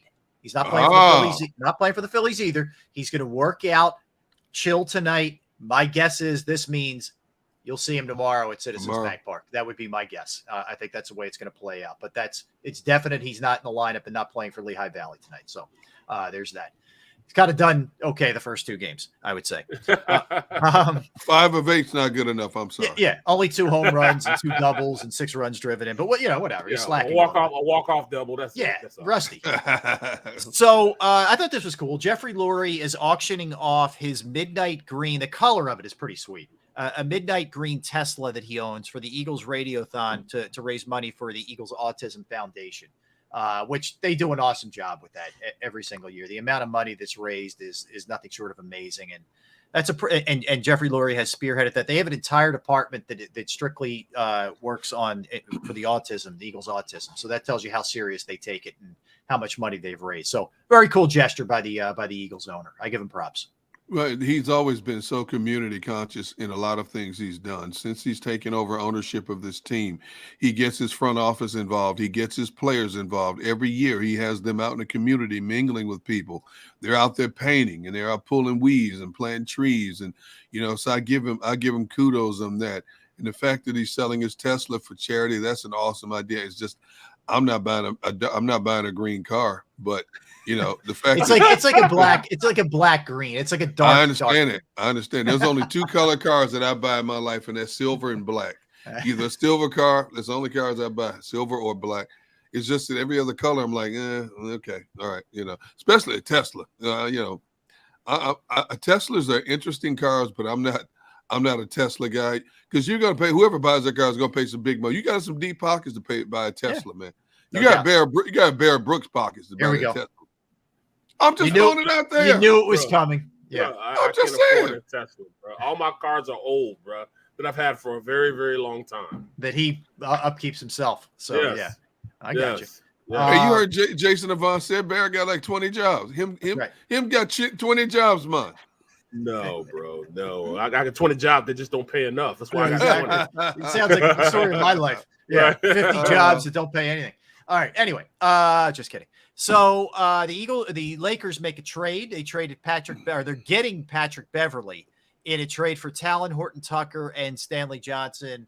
Yeah. So Beverley, who had spent up until last year when he was in Minnesota, was with the Clippers for a long time. So he goes back to LA. So basically, The Lakers after this season are going to have two guys on the books, LeBron and Anthony Davis. Every single other player can become a free agent after that. That's where they're looking. They're almost, I don't know, punting is the right word, but when you have LeBron and Anthony Davis, you're not punting, but they're sort of punting this year. And they're looking at the following year, 23, where they can really go crazy in the free agent market. Yeah, that's going to be tough because when you put in Beverly, you put in Westbrook as far as being the point guard. I mean, how does that work out? Great question. I mean, Beverly is going to be your dog, your defending, nudge, get on everybody's nerves. But he's going to get on everybody on his team's nerves, including also. Westbrook. Those two will be at each other's throats. They hate each other. They hate each other. All right. That's all right because that's the one thing that the Lakers lacked was swag. They need that. They lack that swag. They lack that dog mentality. LeBron James is one of the greatest players in history. That Lakers team, man, had no identity. That identity was bland. You bring in a Patrick Beverly, he's gonna step everybody's game up. He's gonna get under your skin as an opponent. He's gonna get under his teammates' skin, but he's going to play his game, and he's a very good defender. He can shoot the jumper and he can also defend, and that's what the Lakers needed. You put him with Anthony Davis and LeBron. I like that trio. We don't know what they're going to have much beyond that, but I like that trio. I think Russell Westbrook's better days have passed him, have been for a while. Way past. But Patrick Beverly's going to bring that dog mentality to training camp and to games. Yeah, it's a great point. That's for sure. All right, so this one's tough. Chet Holmgren, who was the second overall pick for Oklahoma City. Yeah, man. Liz Frank, done for the year, man. Here's the thing I don't understand. These guys all have these contracts, and there's a million different clauses. Barrett, you know this. They don't want you riding a motorcycle in the offseason or doing this or doing that, right? But a lot of these NBA guys, and I know a lot of these games are charity, so I get that. Their hearts are in the right place. But they play in these like charity games and these This happened in a pro-am game. Pro-am game, yeah. And it was a slippery floor in Seattle, and the kid, ends up getting a Liz Frank. Like that investment is way too much for me to allow this kind of stuff to happen, man. But on this defense, LeBron was playing in the same tournament. Also. I know. I think it's risky for all these guys. I'm not telling. I want them working out. I want them trying to get better at their game. I get it, but it's maybe there's a fine line there somewhere. It's kind of different when you talk about that basketball, because basketball you grew up playing anywhere, everywhere. It didn't matter what time it was, man. If there was a court somewhere and the lights were on, if it was dark outside, or if it could be in the middle of the day, early in the morning, you always were able to play basketball because you can always find 10 people to play. So I think it's different in that aspect. It's not like the NBA where NFL where you got to put pads on, all that stuff. It's one of the true sports you can play anywhere and at any time, man. So that's the only way you get better is by playing, man. So I understand that. You can get hurt at any time, but I mean that's how you work out. Yeah. You work out playing basketball for when you do play, So it's different to me. Yeah, I feel like we talked about. I do also. I feel bad for the kid. So he never even gets a chance to play one game this year. So he's out for the year. This one we touched on yesterday on a more of a serious note here. Vanessa Bryant was awarded $16 million over the crash photos of her husband Kobe and her daughter Gigi that was disgracefully passed around to people who did not need to see them among the sheriff's department and some other departments as well in Los Angeles. What do you mean they passed them around? They passed what photos were they? The photos of the crash site. Photos of the crash, like bodies, pictures of the charred bodies and all that. I never saw that, man. I never wanted to see. Why would you want to see that? I don't know who would want to see that. What sicko would want to see that? I don't know. I don't know. But yeah, anyway, I'm glad, it doesn't help her bring anybody back, but at least there was some justice done for what went down. And one of the other people who lost their lives, whose photos were passed along, got similar kind of money. So, if it's any solace for them, but whatever. Jeez. I mean, that's crazy. It's just, oh my goodness. Human beings, man. That's why I like dogs. You know what I mean? Right. That's why I'm a fan of dogs. Yeah, really. Yeah. Oof. So anyway, all right, on a lighter note, I'll give you a good one. 1985, guys. Dwight Gooden, then a pitcher with the Mets, becomes the youngest pitcher ever to win 20 games in a season. He was still 20 years old. That's 20 right. years old and won 20 games That's right. in 1985. What a machine he was. What ability he had. It's a shame he kind of fell off the beaten path a little bit with some of the things he was up to. But what a talent, man! Him and Strawberry, we're getting it in. There's a lot going on there. Yeah, his fastball and his breaking pitch was off the charts at 20 years old, man. Nasty. I mean, off the his breaking pitch is off the table, man, and with velocity too. Yes, not off speed fastballs. I'm talking about hard stuff. No, straight gas. Oh my goodness. No, I'm with you. I'm with you. He was nasty, and then of course the next year he's 21 and helps lead the Mets to win a World Series in 1986. So pretty cool, man. Pretty cool stuff there from Good. All right, we got some awesome birthdays here. Some really good ones. Yeah. Let's start with Sean Connery. Sean Connery was born in 1930, passed away a couple of years back. But Bond, and I mean, where do we start? How many? The roles are just endless that this guy had. Stop right there. I'm glad you brought him up first. For as successful as Sean Connery was, were you going to add anything else to Sean Connery first of all? No. Okay. All right. This is what fascinated me about Sean Connery. You guys understand how much money he lost. Gave up. Now get this. He turned down roles in the Harry Potter series. Ooh. He turned down roles in the Matrix trilogy series. Now here's the biggie. They asked him to be the Gandalf for the Lord of the Rings series. He said no to that? Huh? He said no to that? Well, not only did he say no to that, now they offered him $15 million plus 15% of the worldwide gate receipts. It came out to $450 million he turned down. Oh my God. Really? 450. So think about that. 3 series that would have put him probably close to $700-800 million. He turned down. That's got to be the hardest thing as an actor. If you're well, it could be anybody really, but the ones that you let get away, the ones you turned down, the ones you could have had, that's got to just eat away at you. I was just thinking to myself, maybe I should start turning stuff down and let it get away, because I don't turn anything down with my collar. What you need? Okay, then. Yeah. It's got to be at 3:00 in the morning. All right, I'll be there. Oh my God, I hear you. Let me ask you guys this: he was the original James Bond. He was starred in 7 James Bond movies between 62 and 83. Was he the best James Bond? Yes, I liked him a lot as a James Bond. Think about what's in here. Daniel, what's his name? Daniel, the actor. He was one of the James Bonds. Pierce Brosnan, Roger Moore. Roger Moore. Yep.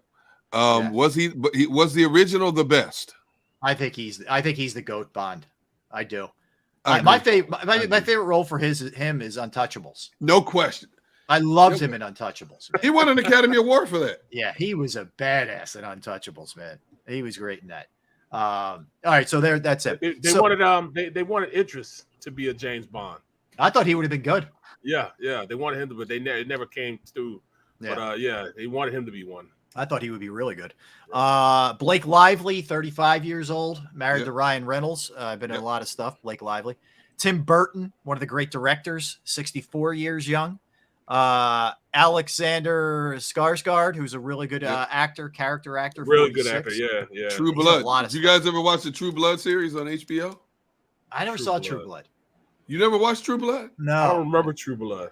Go back and watch it. Oh, he's in. Yeah, he's in that, right? Let me see. He's the main character in that. Okay, I got to check that out. Who else? Gene Simmons of Kiss, Barrett's favorite group, is 73 years old. Okay. Yes. Okay. Yep. Is he still married to Shannon Tweed? I think so, man. No, I said, how is he still married to Shannon my Tweed? man outkicked his coverage. I know. I don't know. Goodness. Yes. Billy Ray Cyrus, Achy Breaky Heart, Miley's dad, 61. Yeah. Rachel Bilson, actress, is 41. Rachel Ray, the chef and talk show host, is 54. Regis Philbin was born on this day in 1931. Elmer Bernstein, the great composer, 1918. Elvis Costello is 68. Claudia Schiffer, former supermodel, who was in that group with like Cindy Crawford and that crew, is 52. Yes. Do you know she was in the Guinness Book of World Records? No. She was on the cover of 1,000 magazines in her career. What? In the Guinness Book of World Records for being on the cover of 1,000 magazines. That was the height of the supermodels then. Like that was the late 80s, early 90s. It was, oh my God. They were making making crazy money. Yeah. I can remember this one girl that she was making like $100 an hour, and I thought that was something. You know what I'm saying? And then all of a sudden, she blew up, and like it'd be like $100 a minute now. She was making upwards of like $50 million a year. Yep. Yeah. That's crazy. What was the talk for a long time was Giselle, as the breadwinner with Tom Brady. Yeah. She was making like $80 or $90 million a year. Yeah. Yeah. Supermodels, they get paid. They get paid. Who else? Tom Skerritt, who was a good actor. Yep. Yeah, he's been in a lot of stuff. He's 89. He was in the original Top Gun. He was the one of the instructors. Robert Ory, Big Shot Bob, is 52 years old today. Althea Gibson, pioneer, groundbreaking tennis player, was born in 1927. Marvin Harrison, Phillies own. Phillies own. Years young. Yeah. Yes, Marvin. I wonder what he's doing now. I don't know. Whatever he wants to do. Whatever he wants to do. Yeah, he's got his gold jacket, man. So he pretty much does what he wants to do. I tell you what, though, off some of that off the field stuff he was involved in, it was sketchy stuff, man. Yeah, right. Yep. His kid is going to be a great player this year because it's now his turn. He got to get a little taste in the I think it was the Rose Bowl last year when some guys decided they weren't going to play. Right? Yeah, as a true freshman, but now he's going to be a sophomore. Look out. You're right. He's bigger and faster than his dad. My man can play. Yeah, he was a great player at St. Joe's Prep. He played with Trotter's kid at St. Joe's Prep. Did I miss Eddie Gunner? Yeah, you missed Barrett. Kel from Kenan and Kel, man. Kenan and Kel. Yes. Yes. Good call. Kenan's been on Saturday Night Live for 47 years. I think. It feels like about 50. No. You said no, about 50 years. It's at least 20. I'm telling you. Yeah, he's been on forever, man. He's been good on for him. forever. I think he's hilarious. You missed one of the most controversial figures in the history of our country. Oh. George Wallace, the 45th governor of Alabama. Yeah, not a fan. No, same here. Pro-segregation. Yeah, pro-segregation. Yeah. Yep.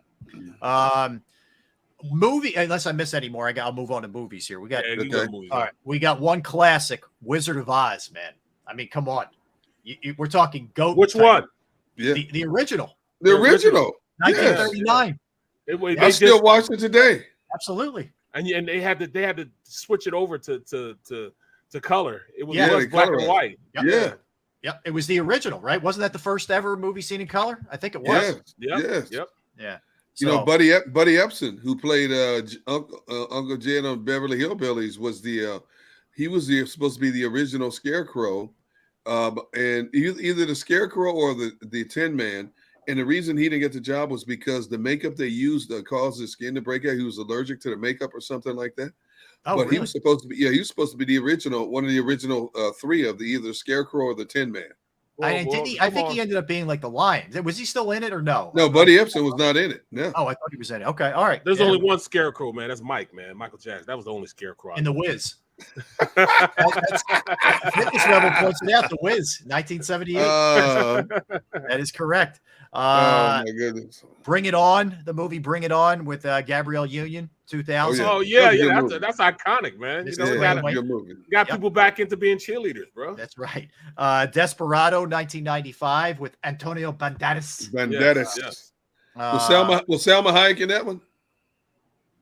I think she was. I hope she was. I don't know. I hope she was. Still strong, by the way. Yes, no question. I second that motion. Yes. Yes. Any other movies I'm missing here? That's it. No, that's it, man. You hit other it. than those, it was not a great movie day. That's for sure. Today. All right. So here's what we have coming. I got the Phillies in Game 4 tonight against the Reds. They go for the sweep tomorrow, and Nola on the mound, coming off a bad outing last time he pitched against the Mets. Tomorrow, he can't lose tonight. He cannot lose. Finish it off. I know they're up 3-0. I know they already won the series, but you got to keep beating these bad teams. No, I'm just saying, just Nola in general, man. That dude needs some good luck, man. Yes. I mean, come on, man. You cannot lose to Cincinnati. Two teams you cannot lose to: Cincinnati and Pittsburgh. They suck. Yeah, they suck royally. Oh my goodness. So Philly's back at it. As we mentioned earlier, the Eagles will go through just essentially a walkthrough, and then they play the game on Saturday. It's going to be a game to see who makes the team, who maybe gets that third spot, or who's going to be on a practice squad. I mean, that's it. If you're looking for anything more, you're going to be really disappointed. You know what I want to see? What is Carson Strong? Let the dude. Yes. Let him go. Right. Let him play a half, man. Just let him play a half. What was that? You bring him in for 2 minutes and he throws it once? Matter of fact, you know what? I'd give him 3 quarters in this game. I would too. Yeah. And the other thing I want to see is, let Devin Allen run, like 9 routes, like every single play. Let me just see him run and throw it up. Yes. Just let him go. That's all I want. So that's kind of what we're looking at there. As far as the Sixers go, it's been kind of all quiet ever since the Durant stuff was squashed, and he's going to stay in Brooklyn. Other than James Harden posting pictures of himself, he's skinny Harden again, as Tyrese Maxey called him. So, we're waiting for camp, which isn't that far away, as we eke into September here. So that's pretty much where things are with that. And again, we'll be back at it tomorrow. So Gunnar, your status a little bit up in the air. A little bit up in the air. They're going to induce my daughter tonight at 9 p.m. At the hospital, and hopefully little Eli will be here shortly. Eli Barrett. What? Eli Barrett, Robert. Let's see. Eli, yes. Barrett, definitely not. Robert. Sorry, got to pass on this. Maybe that's a maybe, but I ain't never anybody close to me in my family be called Barrett, because I do not want to mention his name. Barrett Elijah Messer sounds like a great name, bro. I agree with you. It just Barrett Elijah flows off the tongue. Yes. It flows off the tongue, doesn't it? You know what? It does.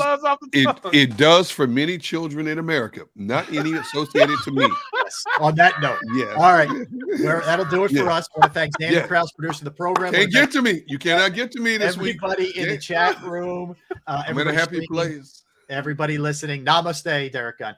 Listen, all the best in all seriousness. All the best to your daughter. Appreciate it, bro. Appreciate it. And everything will go smoothly.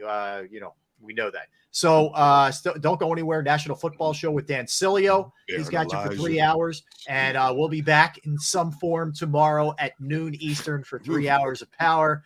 Thank you, everybody. That'll do it for Derek, for Barrett, for We Are Sports Take, JAKIB Sports YouTube Network. Have a great day, everybody.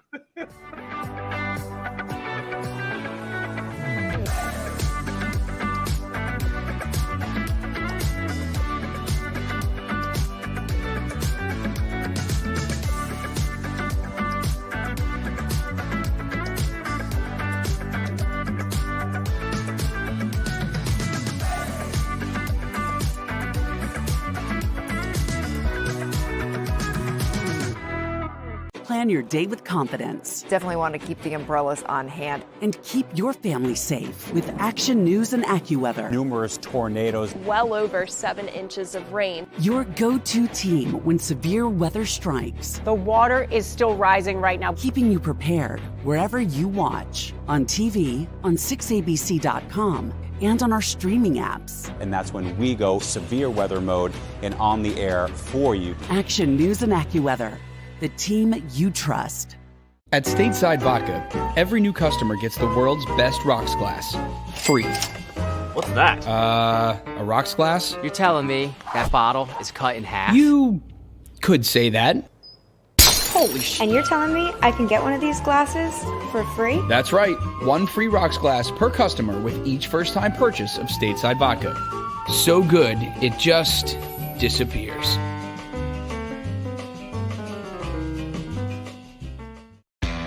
Go for the midnight dares. Go for the game. Go for the hits.